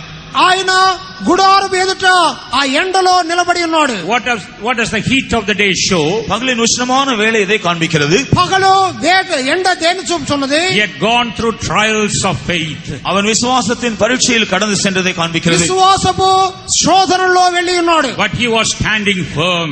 ஆனால் அவன் உறுதியாக நின்று கொண்டிருந்தான். స్థిరముగా నిలబడెను. His youth was renewed. அவனுடைய வாலிபம் புதுப்பிக்கப்பட்டது. వాని యవ్వనత దశ నూతనపరచబడెను. Though he was about 100 years, but he was like a young man. அவன் 100 வயதிலுள்ள இருந்தாலும் ஒரு வாலிபனை போலவே அவன் இருந்தான். 100 సంవత్సరముల వయసున్నను యవ్వనస్తుడుగా కనబడుచున్నాడు. His faith was not decreased. அவனுடைய விசுவாசம் குறைந்து போகவே இல்லை. విశ్వాసము తగ్గిపోలేదు. Praise be to God. தேவனுக்கு ஸ்தோத்திரம். దేవునికి స్తోత్రం. God wants us to buy this from him. நாம் இவைகளை தேவனிடத்திலிருந்து வாங்கிக் கொள்ள வேண்டும் என்று அவர் விரும்புகிறார். వీటిని దేవుని యొద్ద కొనవలనని కోరుచున్నాడు. How can we receive it from God? தேவனிடத்திலிருந்து இதை நாம் எப்படி பெற்றுக்கொள்ளலாம்? దేవుని యొద్ద నుండి ఏ విధముగా పొందగలము? When we willingly go through the path of trials, நாம் இந்த பரீட்சையின் பாதையிலே கடந்து செல்லும் பொழுது, మనము ఈ పరీక్షలలో వెళ్తున్నప్పుడు, when we willingly go through the path of trials, பரீட்சையின் பாதையில் மனப்பூர்வமாய் நாம் கடந்து செல்வோம் என்றால், మనపూర్వకంగా ఈ పరీక్షలలో వెళ్తున్నప్పుడు we can obtain this gold from the Lord. கர்த்தரிடத்திலிருந்து இந்த பொன்னை நாம் பெற்றுக்கொள்ளலாம். దేవుని యొద్ద నుండి బంగారమును పొందగలము. Next we must receive white raiment. அதன் பின்பு நாம் வெண்வஸ்திரத்தை வாங்கிக் கொள்ள வேண்டும். తరువాత తెల్లని వస్త్రములు. White raiment speaks about God's righteousness and holiness. இந்த வெண்வஸ்திரமானது தேவனுடைய நீதியையும் பரிசுத்தத்தையும் குறிக்கிறது. తెల్లని వస్త్రములు అంటే దేవుని నీతి పరిశుద్ధత. Yes, the Lord takes us through various trying situations to make us white as snow. ஆம், தேவன் நம்மை பஞ்சை போல வெண்மையாய் மாற்றுவதற்காக பரீட்சிக்கப்படுகிறதான சூழ்நிலைகளை நம்மை கொண்டு போகிறார். పలు విధములైన పరీక్షల మూలముగా తీసుకొని వెళ్లి దేవుడు మనలను ఆయన పరిశుద్ధపరచుకోరుచున్నాడు. He takes us through the furnace so that we may become pure. நாம் சுத்தவான்களாய் மாறுவதற்காக அவர் சூளையினூடாக கொண்டு போகிறார். మనము శుభ్రపరచబడిన నిమిత్తమై ఆయన అగ్ని మూలముగా నడిపించును. As we go through, we see God imparts His righteousness and holiness. அந்த பாதையில் நாம் கடந்து போகும் பொழுது தேவனுடைய நீதியும் அவருடைய பரிசுத்தத்தையும் நமக்குள் கொண்டு வருகிறதை நாம் பார்க்கலாம். ఆ మార్గములో వెళ్ళినప్పుడు దేవుని నీతి పరిశుద్ధత మనలోనికి వచ్చును. Next we have to anoint our eyes with eye salve. அடுத்தபடியாக நம்முடைய கண்களுக்கு கலிக்கம் போட வேண்டும். మన కన్నులకు కాటుక వేయబడవలెను. What does this show? இது எதை காண்பிக்கிறது? ఇది దేన్ని చూపుచున్నది? The renewal of our vision. நம்முடைய தரிசனம் புதுப்பிக்கப்படுவதை మన குறிக்கிறது. దర్శనము నూతనపరచబడవలెను. Vision of the coming of the Lord. கர்த்தருடைய வருகையை பற்றியதான தரிசனம். ప్రభు రాకడను గురించిన దర్శనము. The vision of the inheritance God is preparing for us. தேவன் நமக்காக ஆயத்தப்படுத்திக் கொண்டிருக்கிற சுதந்திரத்தை பற்றிய தரிசனம். దేవుడు సిద్ధపరచున్న స్వాస్థ్యమును గురించిన దర్శనము. The vision about New Jerusalem and Zion. புதிய எருசலேமை பற்றிய சியோனை பற்றிய தரிசனம். నూతన యెరూషలేము సియోనులను గురించిన దర్శనము. Yes, as we renew, we can press forward. ஆகவே நாம் இவைகளை பெற்றுக்கொண்டு முன்னேறி செல்ல வேண்டும். మనము వీటిని పొంది నూతనపరచబడి ముందుకు కొనసాగవలెను. Our vision must be bright. நம்முடைய தரிசனம் எப்போதும் தெளிவாய் பிரகாசமாய் இருக்க మన வேண்டும். దర్శనము ప్రకాశించబడవలెను. If your vision has been dimmed, even this morning the Lord wants to renew your vision. நம்முடைய தரிசனம் மங்கி போயிருக்கும் என்றால் இந்த காலையிலே கர்த்தர் நம்முடைய தரிசனத்தை மறுபடியும் பிரகாசிக்க మన விரும்புகிறார். యొక్క దర్శనము తగ్గిపోయిందంటే ఈ ఉదయ కాలమందే దేవుడు మన దర్శనమును నూతనపరచును. Next, he was also given wine. அது மாத்திரமல்ல, அவனுக்கு திராட்சரசம் கொடுக்கப்பட்டது. వారికి ద్రాక్షరసం ఇవ్వబడిన. So that all the faintings may leave us. இங்கே விடாய்த்து போன அனுபவங்கள் எல்லாம் நீங்கும்படியாக అలసటలు తీర్చబడుటకై. Wine speaks about the joy of the Holy Ghost. இங்கே திராட்சரசம் பரிசுத்தாவின் சந்தோஷத்தை குறிக்கிறது. ద్రాక్షరసం అంటే పరిశుద్ధాత్మ సంతోషము. As we read in Ephesians 5th chapter, எபேசியர் 5ஆம் அதிகாரத்தில் படிக்கிறது போல, ఎఫెసీ 5వ అధ్యాయము in verse 18, let us not be drunk with wine wherein is excess, but let us be filled with the Spirit. இங்கே நாம் துன்மார்க்கத்துக்கு ஏதுவான மதுபான வெறியினால் நிரப்பப்படாமல் ஆவியினால் நாம் நிரப்பப்பட வேண்டும் என்று சொல்லப்பட்டிருக்கிறது. మనము మద్యపానముతో నింపబడక ఆత్మతో నింపబడవలెను. Not the joys of the world, but the joy of the Holy Ghost. உலகத்தின் சந்தோஷத்தினால் அல்ல, பரிசுத்தாவின் சந்தோஷத்தினால் நாம் நிரப்பப்பட வேண்டும். లోక సంతోషములు కాదు, పరిశుద్ధాత్మ సంతోషమే కావలెను. And when we are filled with the joy of the Holy Ghost, we are strengthened. பரிசுத்தாவின் சந்தோஷத்தினால் நாம் நிரப்பப்படும் பொழுது நாம் பலப்படுத்தப்படுகிறோம். పరిశుద్ధాత్మ సంతోషంతో నింపబడినప్పుడు బలము కలుగును. And God knows our need. That's why He is sending the rain of the Holy Spirit in our midst. தேவனுக்கு நம்முடைய தேவை தெரியும். ஆகவேதான் நம்முடைய மத்தியில் இந்த பரிசுத்தாவின் மழையை அவர் அனுப்பி கொண்டிருக்கிறார். దేవుడు మన అవసరతలను ఎరిగి ఉన్నాడు కనుకనే పరిశుద్ధాత్మ యొక్క కుమ్మరింపును కలుగజేయుచున్నాడు. From the beginning of our convention, we were able to taste the outpouring of the Holy Spirit in our midst. நம்முடைய கன்வென்ஷனுடைய ஆரம்பத்திலிருந்தே பரிசுத்தாவின் பெருமாறியை நாம் ருசிக்க கூடியதாக இருக்கிறது. కన్వెన్షన్ యొక్క ప్రారంభం నుంటే పరిశుద్ధాత్మ యొక్క గొప్ప వర్షమును అనుభవించున్నాము. All your faintings has been removed. எல்லா விடாய்த்து போன அனுபவங்கள் எல்லாம் நீக்கப்படுகிறது. అలసటలు తీర్చబడును. Yes, we can press forward towards the coming of the Lord. நாம் கர்த்தருடைய வருகையை நோக்கி நாம் முன்னேறி செல்லலாம். ప్రభు రాకడ కొరకై ముందుకు కొనసాగగలము. Praise be to God. தேவனுக்கு ஸ்தோத்திரம். దేవునికి స్తోత్రములు. And thirdly, மூன்றாவதாக మూడవదిగా God blesses us according to His long suffering. தேவன் அவருடைய நீடிய பொறுமையின்படி அவர் நம்மை போஷித்து நம்மை உயிர்ப்பிக்கிறார். దేవుడు తన దీర్ఘ శాంతమును బట్టి మనల్ని పోషించి ఆయన మనల్ని నూతనపరచును. As we read in 1 Peter 3rd chapter, 1 பேதுரு 3ஆம் அதிகாரத்தில் நாம் படிக்கிறது போல, మొదటి పేతురు 3వ అధ్యాయంలో in verse 21 the Lord says, 21ஆம் வசனத்திலே நாம் பார்க்கிறோம், 21వ వాక్యములో చూస్తున్నాం, God is long suffering. தேவன் நீடிய பொறுமை உள்ளவராய் இருக்கிறார். దేవుడు దీర్ఘ శాంతము గలవాడు. Why is he long suffering? அவர் ஏன் நீடிய பொறுமை உள்ளவராய் ఆయన இருக்கிறார்? ఎందుకు దీర్ఘ శాంతముతో ఉన్నాడు? So that none may perish. ஒருவனாகிலும் கெட்டு போகாமல் இருப்பதற்காக. ఎవడును నశించుట ఇష్టము లేదు. He wants all men to be saved. எல்லா மனுஷரும் ரட்சிக்கப்பட வேண்டும் என்று அவர் விரும்புகிறார். మనుషులందరూ రక్షించబడవలెను. He wants all men to come to the knowledge of the truth. எல்லாரும் சத்தியத்தை அறிகிற அறிவை அடைய வேண்டும் என்றும் அவர் விரும்புகிறார். జనులందరూ సత్యమును గూర్చిన గ్రహింపును పొందవలెను. He wants all men to be ready for the coming of the Lord. எல்லா மனுஷரும் கர்த்தருடைய வருகைக்காக ஆயத்தப்பட வேண்டும் என்று அவர் விரும்புகிறார். జనులందరూ ప్రభు రాకడకు సిద్ధపడవలెను. For that purpose the Lord is long suffering. அதற்காக கர்த்தர் நீடிய பொறுமை உள்ளவராய் இருக்கிறார். కనుకనే దేవుడు దీర్ఘ శాంతముతో ఉన్నాడు. 2 Peter 3rd chapter verse 9. 2 பேதுரு 3ஆம் அதிகாரம் 9ஆம் வசனம். 2 పేతురు 3వ అధ్యాయం 9వ So వాక్యం. God is waiting, the Lord Jesus is still waiting so that all may come to the right place. ஆண்டவராகிய இயேசு கிறிஸ்து இன்னும் தாமதித்துக் கொண்டிருப்பதனுடைய காரணம் எல்லாரும் ஒரு சரியான இடத்தில் திரும்பி வரும்படியாகத்தான். అందరూ తిరిగి రావాలననే దేవుడు ప్రభు రాకడ ఆలస్యమవుతూ ఉన్నది. And as an example, when we look at the man in Luke chapter 10, இதற்கு உதாரணமாக லூக்கா சுவிசேஷம் 10ஆம் அதிகாரத்தில் ஒரு மனுஷனை நாம் பார்க்கலாம். ఉదాహరణకు లూకా 10వ అధ్యాయంలో ఒక మనుషుడిని చూస్తున్నాము. read verse 30 to இயேசு 30ஆம் வசனத்தில். இயேசு பிரதித்திரமாக, ஒரு மனுஷன் எருசலேமிலிருந்து எரிகோவுக்கு போகையில் கள்ளர் கையில் அகப்பட்டான். அவர்கள் அவன் வஸ்திரங்களை உரிந்து கொண்டு அவனை காயப்படுத்தி குற்றுயிராக விட்டு போனார்கள். And Jesus answering said, a certain man went down from Jerusalem to Jericho and fell among thieves, which stripped him of his raiment and wounded him and departed, leaving him half dead. Here we see how this man was dwelling in Jerusalem. இங்கே இந்த மனுஷன் விதமாக எருசலேமில் இருந்து வந்தான் என்று காண்கிறோம். ఈ మనుషుడు యెరూషలేములో నుండి వచ్చున్నాడు. He was enjoying the presence of God. அவன் தேவ சமூகத்தை அங்கே அனுபவித்துக் கொண்டிருந்தான். దేవుని సాన్నిధ్యమును అనుభవించినవాడు. Enjoying the fellowship of the saints. பரிசுத்தவான்களின் ஐக்கியத்தை அனுபவித்துக் கொண்டிருந்தான். పరిశుద్ధుల ఐక్యతను అనుభవించినవాడు. He had the hope of inheritance in his life. தன்னுடைய ஜீவியத்தில் தேவன் தனக்கு வைத்திருக்கிற சுதந்திரத்தை பற்றிய நம்பிக்கையுள்ளவனாக இருந்தான். దేవుడిచ్చిన స్వాస్థ్యమును గూర్చిన నిరీక్షణతో ఉన్నవాడు. But all of a sudden something has happened. ஆனால் சடுதியாக ஒரு காரியம் சம்பவித்தது. హఠాత్తుగా ఒక కార్యం జరిగింది. He was attracted by Jericho. அவன் எரிகோவினாலே கவர்ந்து இழுக்கப்பட்டான். యెరికో చేత ఆకర్షించబడి ఉన్నాడు. We know that Jericho was a cursed city. எரிகோ என்பது சபிக்கப்பட்ட ஒரு பட்டணம் என்று தெரியும். యెరికో శాపగ్రహితమైన పట్టణం. All things in Jericho are cursed. எரிகோவில் காணப்படுகிற எல்லாம் சபிக்கப்பட்டவைகள். యెరికోలో ఉన్నవన్నీ శపించబడినవే. Now his eyes have fallen upon Jericho. இப்பொழுது அவனுடைய கண்கள் எரிகோவின் மேல் பதிக்கப்பட்டது. వాని కన్నులు యెరికో మీద కేంద్రీకరించబడిన. Little by little he is losing the experience of Jerusalem.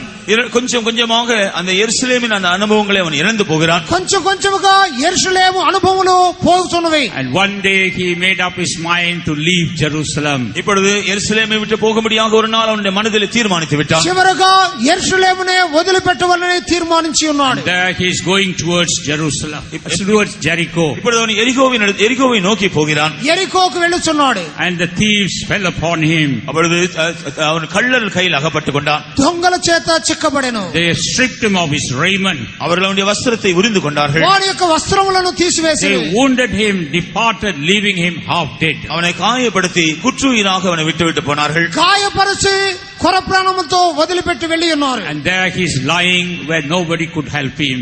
இங்கே தனக்கு ஒருவரும் உதவி செய்ய முடியாத நிலையில் அவன் கிடக்கிறான். వాడు ఇప్పుడు పడిపోయి ఉన్నాడు.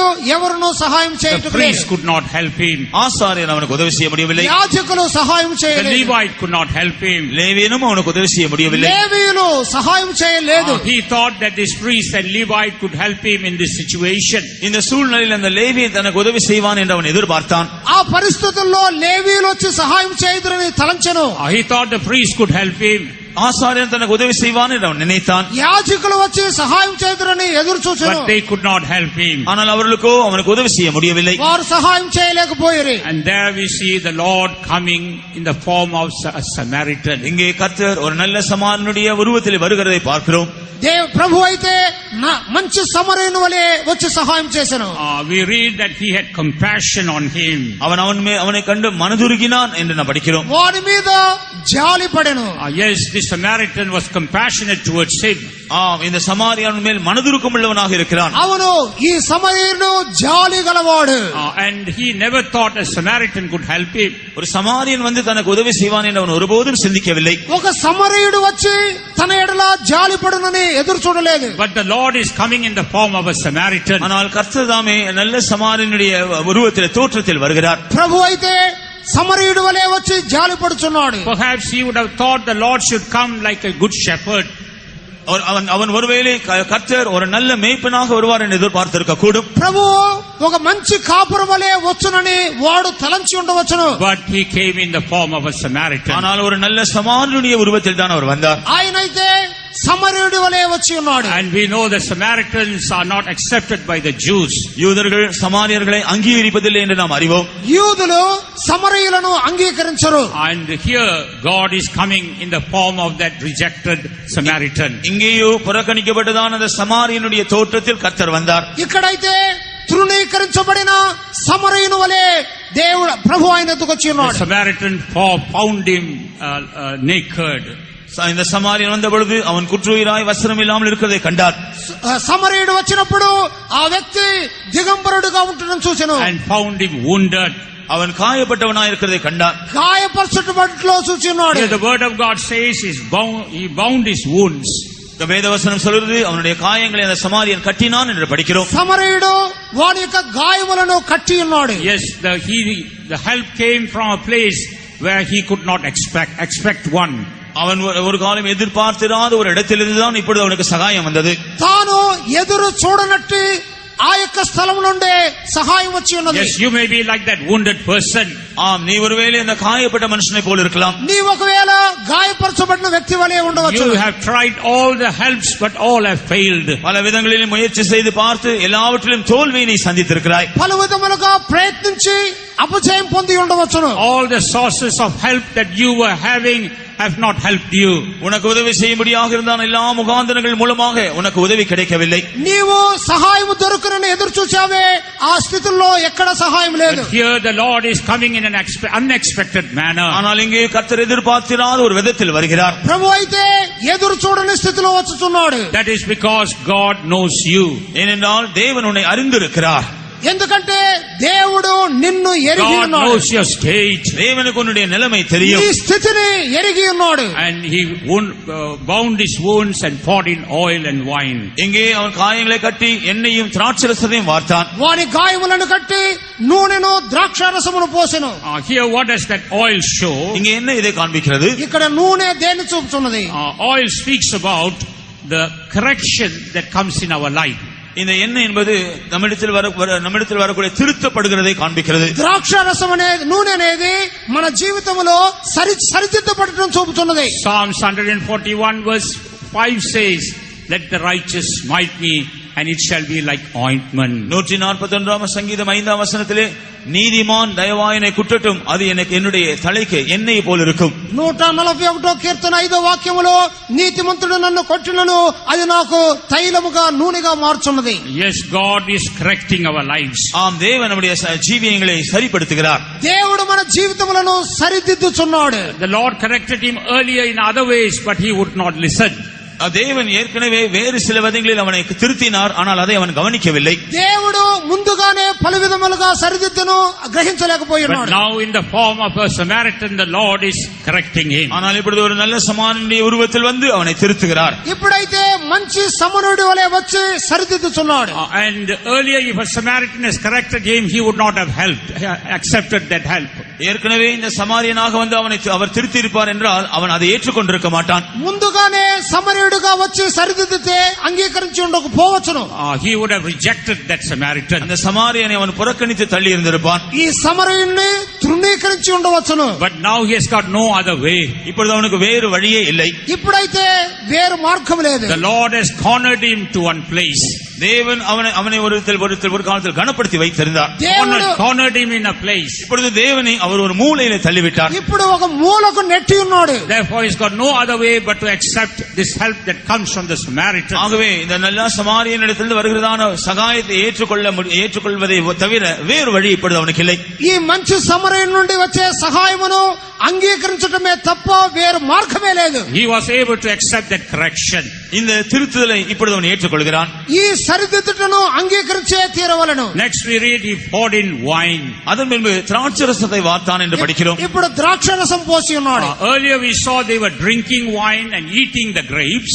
இதற்கு முன்பாக திராட்சரசத்தை குறித்து அவன் திராட்சை பழங்களை In the previous experiences we see we were drinking and eating that grapes. இதற்கு முன்பாக நாம் கவனித்த அனுபவங்களில் நாம் திராட்சை பழத்தை புசிப்பதையும் திராட்சரசத்தை குடிப்பதை பற்றி கவனித்தோம். ఇంతకు ముందైన అనుభవంలో ద్రాక్షరసమును త్రాగటము తినటము చూసి ఉన్నాము. But here we see the wine is poured into the wound. ஆனால் இப்பொழுதோ இங்கே இந்த திராட்சரசமுடைய காயங்களில் ஊற்றப்படுகிறது. ఇప్పుడు ద్రాక్షరసము గాయముల్లో పోయబడుచున్నది. What does that show? அது எதை காண்பிக்கிறது? దేని చూపుచున్నది? A work of cleansing. ஒரு சுத்திகரிப்பின் வேலையை காண்பிக்கிறது. పరిశుద్ధపరచబడే క్రియ.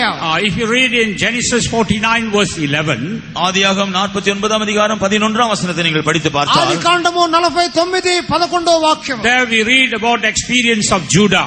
இங்கே யூதாவின் அனுபவத்தை குறித்து நாம் படிக்கிறோம். యూదా అనుభవమును చూస్తున్నాం. He is washing his garments and washing his clothes in grapes and in wine. அவன் திராட்சரசத்தை தன் வஸ்திரத்தையும் திராட்சை பழங்களின் ரத்தத்தை தன் அங்கியையும் துவைக்கிறான். వాడు ద్రాక్షరసములో తన వస్త్రములను ఉతుకుకొనుచున్నాడు. What does this show? இதை காண்பிக்கிறது. దేన్ని చూపుతున్నది? The cleansing of the inner man and the cleansing of the actions. நம்முடைய உள்ளான மனுஷனுடைய சுத்திகரிப்பு வெளியரங்கமான கிரியைகளுடைய சுத்திகரிப்பை இது காண்பிக்கிறது. మన అంతరంగ మనుషుని క్రియల శుద్ధీకరణ చూపుతున్నది. And in Psalms 19 verse 14 we read 19ஆம் சங்கீதம் 14ஆம் வசனத்தை நாம் படிக்கும் பொழுது 19వ కీర్తన 14వ వాక్యం. let the words of my mouth and the meditation of my heart be acceptable to thee, O my God. என்னுடைய வாயின் வார்த்தைகளும் என்னுடைய இதயத்தின் தியானமும் தேவனுக்கு முன்பாக அங்கீகரிக்கப்படுவதாக. నా దేవా నా నోటి మాటలు హృదయ ధ్యానములు మీకు అంగీకారముగా ఉండును గాక. And he had to put him on his beast. இப்பொழுது அவன் சுய வாகனத்தின் மேல் அவனை ஏற்றிக்கொண்டான். తన సొంత వాహనం మీద ఎక్కించి ఉన్నాడు. This beast is normally a donkey or an ass. இங்கே ஒரு எழுத்தின் பிரகாரம் ஒரு கழுதை அது காண்பிக்கவில்லை. ఒక గాడిదను అది చూపుతున్నది. Normally this man would not be too happy to go on that beast. ஏனென்றால் சாதாரணமாக இந்த மனுஷன் அந்த மிருகத்தின் மேல் போக அவன் விருப்பப்பட்டிருக்க மாட்டான். సాధారణంగా వ్యక్తి ఆ గాడిద మీద ఎక్కి వెళ్ళటానికి ఇష్టం ఉండదు. He would have asked the shepherd to carry him on his shoulders as he did to the lost sheep. அவர் அந்த மேய்ப்பனானது தன்னுடைய தோளில் சுமந்து கொள்வது போல, காணாமல் போன ஆட்டை சுமந்து கொண்டு போனது போல மேய்ப்பன் தன்னை தன்னுடைய தோளில் மேல் சுமந்து கொண்டு போக வேண்டும் என்று அவர் விரும்பி இருப்பார். ఒక కాపరి తన గొర్రెను మెడ భుజం మీద వేసుకొని వెళ్లే విధంగా తన్ను కూడా మోసుకొని పోవాలని తలచి ఉండవచ్చు. But here the Lord did not come as a shepherd. ஆனால் இங்கே கர்த்தரோ ஒரு மேய்ப்பனை போல வரவில்லை. ప్రభు అయితే కాపరిగా రాలేదు. The Lord did not carry him on his shoulders. கர்த்தர் இங்கே அவனை தன்னுடைய தோளில் சுமந்து கொண்டு போகவில்லை. ఆయన వానిని భుజం మీద మోసుకొని పోలేదు. What's the reason? காரணம் என்ன? కారణం ఏమిటి? This man is a man who is grown in his spiritual life. இந்த மனுஷன் தன்னுடைய ஆவிக்குரிய ஜீவிதத்தில் வளர்ச்சி அடைந்திருந்த ஒரு மனுஷன். వీడైతే ఆత్మీయ జీవితంలో అభివృద్ధి పొందినవాడు. Now God's dealing is different from dealing with a new person. ஆகவே ஒரு புதிய மனுஷனிடத்தில் தேவன் நடைபெறுகிறதை பார்க்கலாம் இந்த மனுஷனோடு தேவன் நடைபெறுகிற விதம் முற்றிலும் வித்தியாசமானது. క్రొత్త మనుషుల కంటే ఈ మనుషుని యొక్క జీవితంలో ప్రభు వేరే విధముగా ఆయనకు నడిపించున్నాడు. He was put upon that beast. அவன் சுய வாகனத்தின் மேல் ஏற்றப்பட்டான். ఆ యొక్క మృగం వాహనం మీద ఎక్కించి ఉన్నాడు. Spiritually, what is the name of that beast? ஆவிக்குரிய பிரகாரமாக அந்த மிருகத்தின் பெயர் என்ன? ఆత్మీయముగా ఆ యొక్క మృగానికి ఏమిటి పేరు? Humility. தாழ்மை. తగ్గింపు. Yes, he has to go on that humility in order to reach the presence of God. தேவ சமூகத்தில் மறுபடியும் அவன் போய் சேர்வதற்காக தாழ்மை என்கிற வாகனத்தின் மேல் தான் அவன் இப்பொழுது பிரயாணம் செய்ய வேண்டும். దేవుని సన్నిధానంలో చేరుటకు గాను తగ్గింపు అనే ఆ వాహనములో వెళ్ళవలెను. Yes, some of us are refusing to get on to that beast. நம்மளுக்குள்ள சிலர் அந்த வாகனத்தின் மேல் ஏற நம்ம விருப்பம் இல்லாமல் இருக்கிறோம். మనమైతే ఆ యొక్క వాహనం ఎక్కడానికి ఇష్టం లేదు. The Lord is there. We are telling the Lord, you must bring me like this, bring me like that. நாம் கர்த்தரிடத்தில் ஆண்டவரே இப்படி செய்ய வேண்டும் என்று நாம் அவரிடத்தில் சொல்கிறோம். దేవా నన్ను ఈ విధముగానే మీరు తీసుకొని రావాలని కోరుచున్నాము. But the Lord has brought only one wagon, and that's the beast. ஆனால் தேவன் ஒரே ஒரு வாகனத்தை கொண்டு வந்திருக்கிறார், அதுதான் அந்த மிருகம். ప్రభు మన కొరకై తెచ్చిన వాహనం ఒకటే, అదే ఆ యొక్క మృగము. Unless you travel on that beast, you cannot be revived, you cannot be restored. அந்த மிருகத்தின் மேல் பிரயாணம் நீ செய்யாவிட்டால் நீ மறுபடியும் உயிர்ப்பிக்கப்பட முடியாது, மறுபடியும் பழைய நிலைமைக்கு திருப்பி கொண்டு வரப்பட முடியாது. ఆ మృగము ఎక్కకపోతే ప్రభు యొక్క సన్నిధానములో నీవు చేరలేవు. There he was brought into a inn. இப்பொழுது அவன் ஒரு சத்திரத்திற்கு கொண்டு வரப்பட்டான். ఆ వ్యక్తిని సత్రములోనికి తెచ్చి He ఉన్నాడు. was brought in under the care of the innkeeper. ஆம், அங்கே சத்திரக்காரனுடைய பராமரிப்பிற்குள் அவன் கொண்டு வரப்பட்டான். సత్రపు వాని యొక్క పరామర్శలోనికి తెచ్చి ఉన్నాడు. The innkeeper speaks about the Holy Spirit and the servants of God. இங்கே இந்த சத்திரக்காரன் என்பது பரிசுத்த ஆவியானவரையும் தேவ ஊழியர்களையும் காண்பிக்கிறது. సత్రపు వాడంటే పరిశుద్ధాత్ముని దైవ సేవకులను చూపుతున్నది. And here we see he was left in the care of the innkeeper. இப்பொழுது அவன் அந்த சத்திரக்காரனுடைய பொறுப்பில் ஒப்படைக்கப்படுகிறான். ఆ సత్రపు వాని యొక్క బాధ్యతలోనికి అప్పగించబడి ఉన్నాడు. And the innkeeper was given 2 pence. இந்த சத்திரக்காரனிடத்தில் 2 காசுகள் கொடுக்கப்பட்டன. ఈ సత్రపు వానికి 2 నాణెములు ఇవ్వబడెను. So that he could not only heal this person, இந்த மனுஷனை சரியாக கவனித்துக் கொள்வதற்காக, not only to heal the person, இந்த மனுஷனை சுகமாக்குவதற்காக மாத்திரமல்ல, ఈ వ్యక్తిని స్వస్థపరచుటకు మాత్రమే కాదు, but to make this man perfect. இந்த மனுஷனை பூர்ணனாக மாற்றுவதற்காக, సంపూర్ణునిగా చేయుటకు. And what is the 2 pence that is given to that innkeeper? அந்த சத்திரக்காரனிடத்தில் கொடுக்கப்பட்ட அந்த 2 பணம் எதை காண்பிக்கிறது? సత్రపు వానికి ఇవ్వబడిన ఆ 2 నాణెములు దేనారములు దేని చూపుతున్నది? Grace and truth. கிருபையும் சத்தியத்தையும் காண்பிக்கிறது. కృపయు సత్యము. As we read in John the Gospel chapter 1 verse 14, யோவான் சுவிசேஷம் 1:14 படிக்கிறது போல, యోహాను 1:14 the grace and truth is able to bring us to the very glory of the Son of God. கிருபையும் சத்தியமும் தேவகுமாரனுடைய அதே மகிமைக்கு நம்மை கொண்டு போக வல்லமை உள்ளதாக இருக்கிறது. కృప సత్యములు దేవుని కుమారుని యొక్క అదే మహిమలోనికి మనల్ని తెచ్చును. Dear child of God, not only you must be healed, not only you must be restored, not only you must be revived, you must come to that perfect glory of the Son of God. அருமையான தேவனுடைய பிள்ளையே, நீ சுகமாக்கப்படுவதும் நீ மறுபடியும் உயிர்ப்பிக்கப்படுவதும் முந்தின நிலைமைக்கு திருப்பி கொண்டு வரப்படுகிறது மாத்திரம் போதாது, தேவகுமாரனுடைய அதே நிலைமைக்கு நீ வளர்ந்து நீ பூரணமாக்கப்பட வேண்டும். ప్రియమైన దేవుని బిడ్డలారా, మీరు స్వస్థతను నూతన పరచబడుటను జీవమును పొందుట మాత్రమే కాదు, దేవుని కుమారుని సంపూర్ణతలోనికి రావాలను. Yes, the good Samaritan has come in search of you. அதற்காகவே நல்ல சமாரியன் உன்னை தேடி வந்திருக்கிறார். దాని కొరకే సమరయుడు నిన్ను వెదకి వచ్చి ఉన్నాడు. Surrender your life in the hands of that Samaritan. இந்த சமாரியனுடைய கைகளில் உங்களை நீங்கள் சமர்ப்பியுங்கள். సమరయుని యొక్క చేతికి నిన్ను సమర్పించుకొనుము. Give up all your pride and all your greatness and humble yourself. உங்களுடைய எல்லா மேன்மை பாராட்டுதலையும் உங்களுடைய புலம்பலை எல்லாம் தள்ளிவிட்டு உங்களை தாழ்த்துங்கள். మీ యొక్క గర్వమును శ్రేష్ఠతలను వదిలిపెట్టి తగ్గించుకొనండి. Then the Lord will restore you. அப்பொழுது கர்த்தர் உங்களை மறுபடியும் பழைய நிலைமைக்கு திருப்பி கொண்டு வருவார். అయితే పాత స్థితికి దేవుడు నిన్ను తెచ్చును. Then the Lord will revive you. அப்பொழுது கர்த்தர் உங்களை உயிர்ப்பிப்பார். దేవుడు నిన్ను జీవింపజేయును. The Lord will make you ready for His kingdom and glory. கர்த்தர் அவருடைய ராஜ்யத்திற்கும் அவருடைய மகிமைக்கும் உங்களை ஆயத்தப்படுத்துவார். ప్రభు తన రాజ్యమునకు తన యొక్క మహిమకు సిద్ధపరచును. And finally, கடைசியாக చివరగా God blesses us according to our desire. நம்முடைய வாஞ்சைக்கு ஏற்றபடி தேவன் நம்மை ஆசீர்வதிக்கிறார். మన వాంఛకు తగిన విధముగా మనలను ఆయన If ఆశీర్వదించును. you don't have a desire, God cannot bless you. நமக்கு வாஞ்சை விருப்பம் இல்லாவிட்டால் கர்த்தர் நம்மை ஆசீர்வதிக்க முடியாது. మనకు వాంఛ లేకపోతే ఆశీర్వాదం లభించదు. As the psalmist says, சங்கீதக்காரன் சொல்கிறது போல, కీర్తనకర్త చెప్పుచున్నాడు. Psalms 107 verse 9. 107 சங்கீதம் 9 வசனம். 107 కీర్తన 9వ వాక్యం. அவருடைய கிருபையின் நிமித்தமும் மனுபுத்திரருக்கு அவர் செய்கிற அதிசயங்களின் நிமித்தமும் அவரை துதிப்பார்களாக. For he satisfieth the longing soul and filleth the hungry soul with goodness. For He satisfieth the longing soul. அவர் வாஞ்சியுள்ள ஆத்மாவை திருப்தியாக்குகிறார். ఆశగల ప్రాణమును ఆయన తృప్తిపరుచున్నాడు. And He filleth the hungry soul with goodness. பசியுள்ள ஆத்மாவை நன்மையினால் நிரப்புகிறார். ఆకలి కొన్న వాని ప్రాణమును మేలుతో నింపుచున్నాడు. Yes, we must have a longing.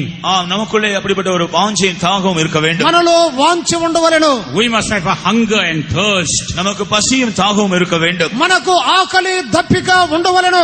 When we read in Isaiah 41 verse 17, ஏசாயா 14 அதிகாரம் 41 அதிகாரம் 17 வசனத்தை படித்தால் యెషయా 41:17లో when the poor and needy seek water, I will hear them.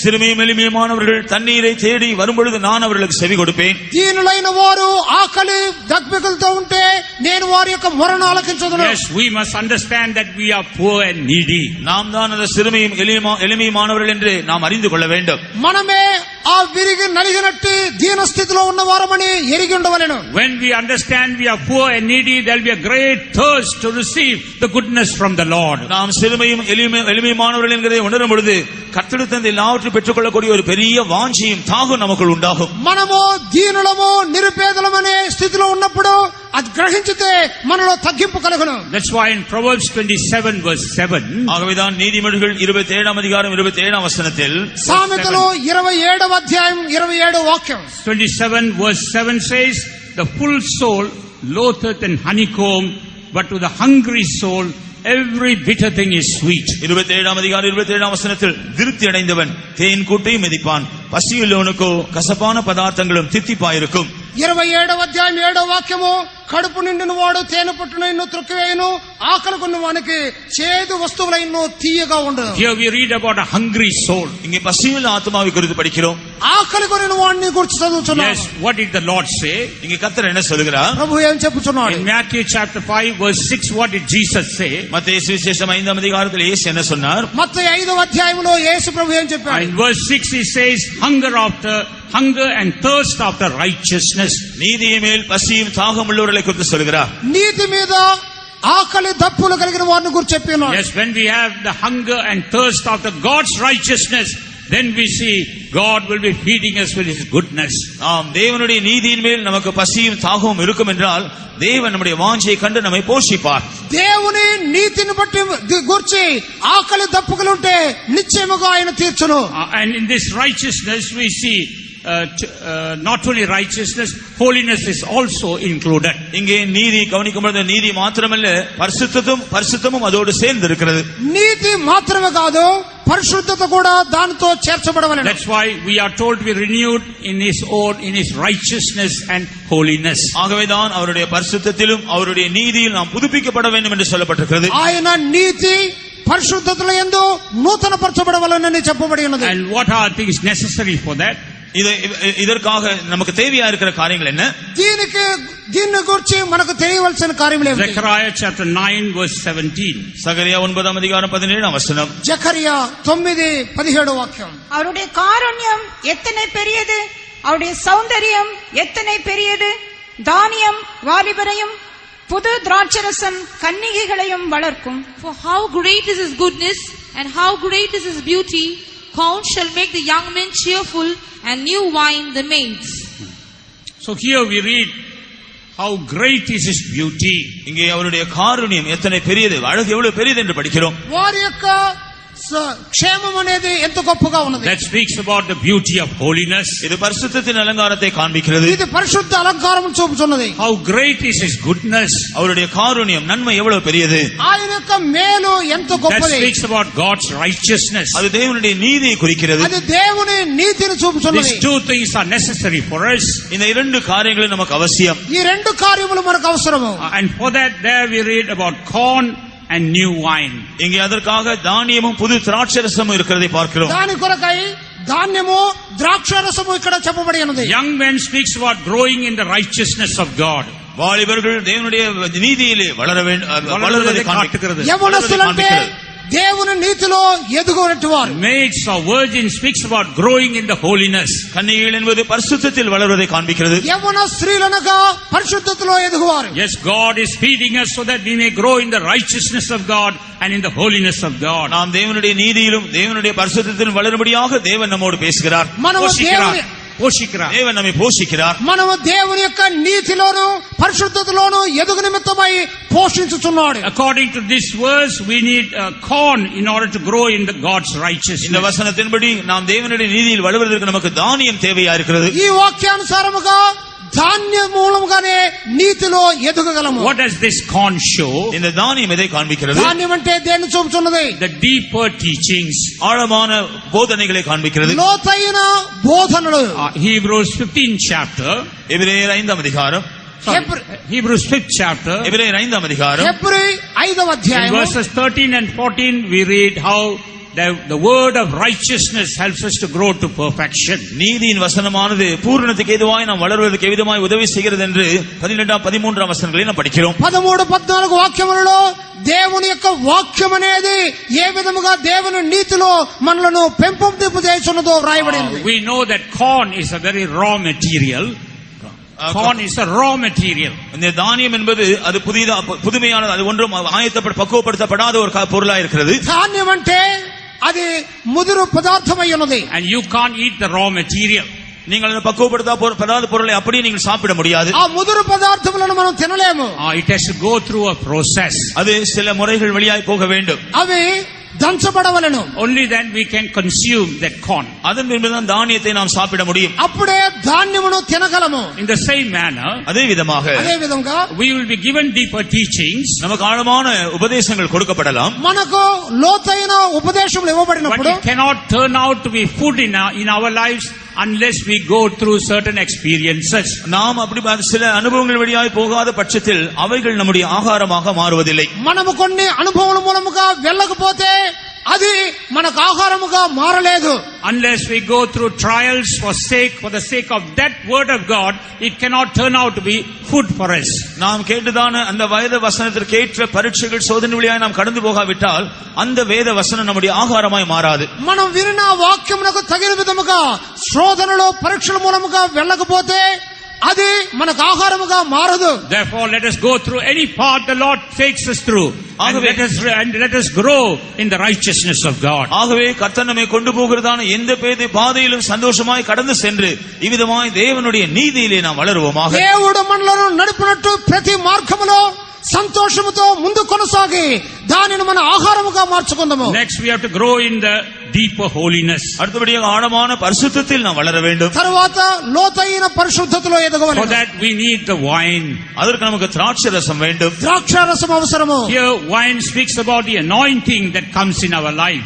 இங்கே திராட்சை ரசமானது நம்மேல் வருகிற அவருடைய அபிஷேகத்தை காண்பிக்கிறது. ఇక్కడ ద్రాక్షారసం అంటే మన మీదకు వచ్చే అభిషేకమును చూపుతున్నది. Again, wine is not seen in the plant, but it goes through a process and becomes wine. இவ்விதமாக திராட்சை ரசம் என்று சொல்லும் பொழுது அது அந்த செடியிலிருந்து நேரடியாய் வருகிறதில்லை.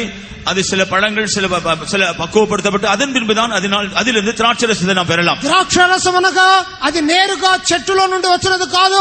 ఆ యొక్క ద్రాక్షరసం ద్రాక్ష పండ్లు నుండి తీయబడవలెను. The grapes have to go through the wine press and become wine. திராட்சை பழங்கள் ஆலையிலே கொண்டு போய் அவைகள் பிழிந்து எடுக்கப்படும் பொழுதுதான் திராட்சை ரசம் வரும். ద్రాక్ష పండ్లు పిండబడిన తర్వాతనే ఆ రసం వస్తున్నది. So also the Lord takes us through afflictions and sufferings. இவ்விதமாகவே தேவன் நம்மை பாடுகள் நெருக்கங்களின் வழியாக கொண்டு போகிறார். ఈ విధముగా దేవుడు మనలను శ్రమలు కష్టములుగా నడిపించును. But in the midst of those sufferings and afflictions, the anointing helps us to go on victoriously. இந்த பாடுகள் நெருக்கங்கள் மத்தியிலே அபிஷேகமானது நாம் ஜெயகரமாய் செல்வதற்கு உதவி செய்கிறது.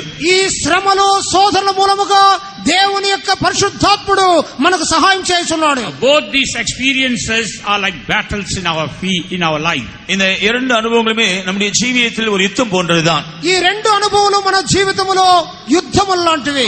To receive the righteousness of God, to receive the higher holiness of God, we go through these battles. தேவனுடைய நீதியை பெற்றுக்கொள்ளும்படியாக, தேவனுடைய உன்னதமான பரிசுத்தத்தை பெற்றுக்கொள்ளும்படியாக நாம் இந்த யுத்தங்களின் வழியாய் போக வேண்டியிருக்கிறது. దేవుని నీతిని ఉన్నతమైన పరిశుద్ధతను పొందుటకు అది ఒక యుద్ధ రంగంలో వెళ్ళవలసి ఉన్నది. But the anointing and the word of God helps us to go through them and become victorious. ஆனால் தேவனுடைய வசனமும் தேவனுடைய அபிஷேகமும் இந்த வழியாய் கடந்து சென்று ஜெயாளிகளாய் நாம் மாறுவதற்கு நமக்கு பேருதவியாய் இருக்கிறது. దేవుని యొక్క వాక్యము పరిశుద్ధాత్మని సహాయము మనకెంతగానో తోడ్పడుచున్నది. And finally, கடைசியாக చివరిగా we'll read one verse and conclude. இன்னும் ஒரு வசனத்தை குறித்து படிக்கிறோம். ఒకే వాక్యమును చదవబోతున్నాం. Jeremiah chapter 31 verse 14. Jeremiah chapter 31. எரேமியா 31 அதிகாரம் 14 வசனம். இர்மியா 31:14. ஆசாரியர்களின் ஆத்மாவை கொழுமையானவைகளினால் பூரிப்பாக்குவேன். என் ஜனங்கள் நான் அளிக்கும் நன்மையினால் திருப்தியாவார்கள் என்று கர்த்தர் சொல்லுகிறார். And I will satiate the soul of the priest with fatness, and my people shall be satisfied with my goodness, said the Lord. Praise be to God. தேவனுக்கு ஸ்தோத்திரம். దేవునికి స్తోత్రం. Here we read about two kinds of blessings. இங்க இரண்டு விதமான ஆசீர்வாதங்களை குறித்து நாம் படிக்கிறோம். రెండు విధములైన ఆశీర్వాదములను చూస్తున్నాం. One is fatness and the other is goodness. ஒன்று கொடுமையானது, மற்றொன்று நன்மையானது. ఒకటి క్రొవ్వు, రెండవది మేలు. Goodness comes directly to our lives from God himself. நன்மை தேவனிடத்திலிருந்து நேரடியாக நம்முடைய ஜீவியத்தில் வருகிறது. మేలు అనేది నేరుగా దేవుని యొద్ద నుండి వచ్చుచున్నది. But the fatness comes through the priest. ஆனால் கொடுமையோ ஆசாரியர்கள் மூலமாய் தான் வருகிறது. క్రొవ్వు అయితే యాజకుల మూలముగా వచ్చుచున్నది. The priest speaks about the New Testament ministry. இந்த ஆசாரியர்கள் என்பது இந்த ஊழியத்தினுடைய புதிய ஏற்பாட்டு ஊழியர்களை காண்பிக்கிறது. యాజకులంటే క్రొత్త నిబంధన సేవకులను చూపుతున్నది. If we are to reach the fatness, the fullness of God, we need the fellowship of the New Testament servants of God. தேவனுடைய கொடுமை அல்லது அந்த உன்னதத்தை நாம் அடைய வேண்டும் என்றால் புதிய ஏற்பாட்டில் இருக்கிற தேவ ஊழியருடைய ஐக்கியம், பரிசுத்தவானுடைய ஐக்கியம் நமக்கு அவசியமா இருக்கிறது. దేవుని యొక్క క్రొవ్వు మనకు అవసరం అంటే పరిశుద్ధుల యొక్క దేవుని సేవకుల ఐక్యత అవసరమైనది. That's why in Romans 15 chapter verse 15, ரோமர் 15 அதிகாரம் 15 அதிகாரம் 16 வசனத்திலே இது நிமித்தமாக தான் நாம் படிக்கிறோம். రోమా 15వ అధ్యాయం 16వ వాక్యములో that St. Paul says that I should be the minister of Jesus Christ to the Gentiles, ministering the gospel of God, that the offering up of the Gentiles must be acceptable, being sanctified by the Holy Ghost. புறஜாதியாருடைய பலி பரிசுத்தாவினால் பரிசுத்தமாக்கப்பட்டு தேவனுக்கு பிரியமான பலியாகும்படிக்கு நான் தேவனுடைய சுவிசேஷ ஊழியத்தை நடத்தும் ஆசாரியனாய் இருந்து புறஜாதிகளுக்கு இயேசு கிறிஸ்துவின் ஊழியக்காரனாய் இருக்கிறேன் என்று தமிழில் 15 வசனத்தில் அவர் சொல்கிறார். అన్ని జనులను అర్పణ పరిశుద్ధాత్మ వలన పరిశుద్ధపరచబడి ప్రీతికరమగునట్లు నేను సువార్త విషయమై యాజక సేవను చేయుచున్నాను. So here we see three things are needed for the church to be accepted when Jesus comes. இயேசு வரும்பொழுது சபையானது அவருடைய சமூகத்தில் அங்கீகரிக்கப்படுவதற்கு 3 காரியங்கள் தேவையா இருக்கிறது என்று நாம் படிக்கிறோம். యేసు వచ్చినప్పుడు సంఘం అంగీకరించబడాలంటే 3 కార్యములు అవసరమై ఉన్నవి. We need the gospel.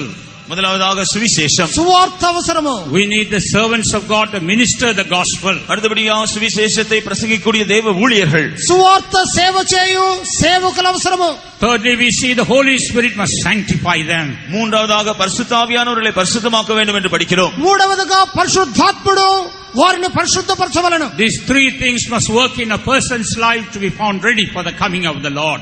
ஒரு மனுஷன் கர்த்தருடைய வருகைக்கு ஆயத்தமாக்கப்பட வேண்டும் என்றால் இந்த 3 காரியங்கள் அவருடைய ஜீவியத்தில் கிரியை செய்ய வேண்டும். ఒక మనుషుడు ప్రభు రాకడకు సిద్ధపడవలనంటే ఈ 3 కార్యములు అవసరమైనవి. That's why the Lord is showering His goodness and fatness in our life. இது நிமித்தமாகவே தேவனுடைய நன்மையும் அவருடைய கொழுமையும் நம்மேல் பொழிந்தள்ளி கொண்டிருக்கிறார். కనుకనే దేవుడు తన యొక్క మేలును క్రొవ్వును మన మీదకు పంపుచున్నాడు. These days of the convention we were able to enjoy the goodness of the Lord and the fatness of the Lord. இந்த கன்வென்ஷன் நாட்களில் நாம் தேவனுடைய நன்மையும் தேவனுடைய கொழுமையும் நன்றாக அனுபவிக்க முடிந்தது. ఈ కన్వెన్షన్ దినములలో దేవుని యొక్క మేలును క్రొవ్వును అధికముగా అనుభవించి And ఉన్నాం. now we are about to leave this place. நாம் இப்பொழுது இந்த இடத்தை விட்டு திரும்பி போகக்கூடிய நேரத்துக்கு வந்திருக்கிறோம். ఇప్పుడు ఈ స్థలం వదిలి వచ్చే సమయం వచ్చి Let ఉన్నది. us carry this goodness and fatness in our life. இந்த நன்மையும் இந்த கொழுமையும் நாம் நம்முடைய ஜீவியத்தில் எடுத்து செல்வோமாக.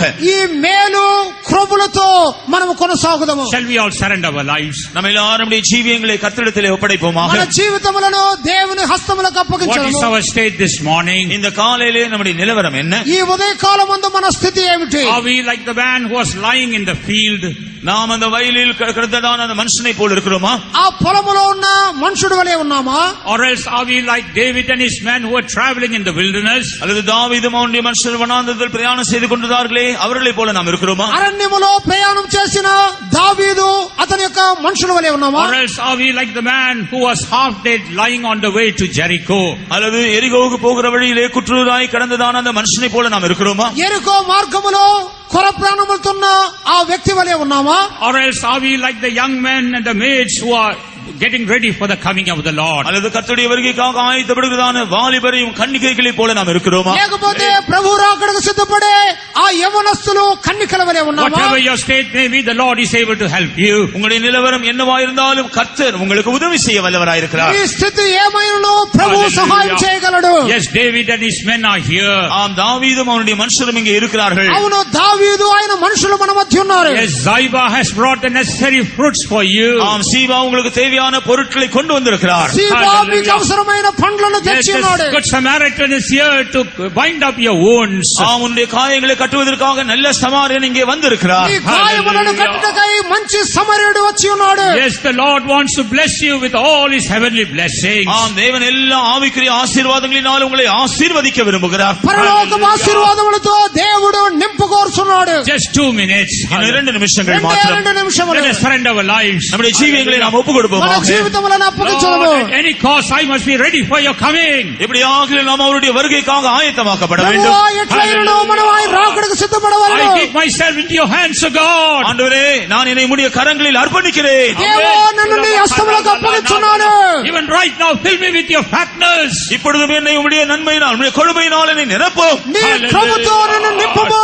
Take away all that vain things in my life. ஆண்டவரே, எல்லா தவறான காரியங்களை ஜீவித்து விட்டாக எடுத்து போடும். నా జీవితంలో ఉన్న అలసటలను Take away తొలగించుము. all that weakness from my life. இந்த ஜீவித்தின் எல்லா பலவீனத்தை எடுத்து போடும். బలహీనతలను తొలగించుము. Lord, I am looking at your hands. ஆண்டவரே, நான் உம்முடைய கரங்களை நோக்கி பார்த்துக் கொண்டிருக்கிறேன். దేవా, నీ హస్తములను Lord, చూపుచున్నాను. bless me right now. இப்பொழுது என்னை ஆசீர்வதி. నన్ను Bless me ఆశీర్వదించుము. right now. இப்பொழுது என்னை ஆசீர்வதி. ఇప్పుడే Bless me ఆశీర్వదించుము. right now. இப்பொழுது என்னை ఇప్పుడే ஆசீர்வதி. ఆశీర్వదించుము. Hallelujah.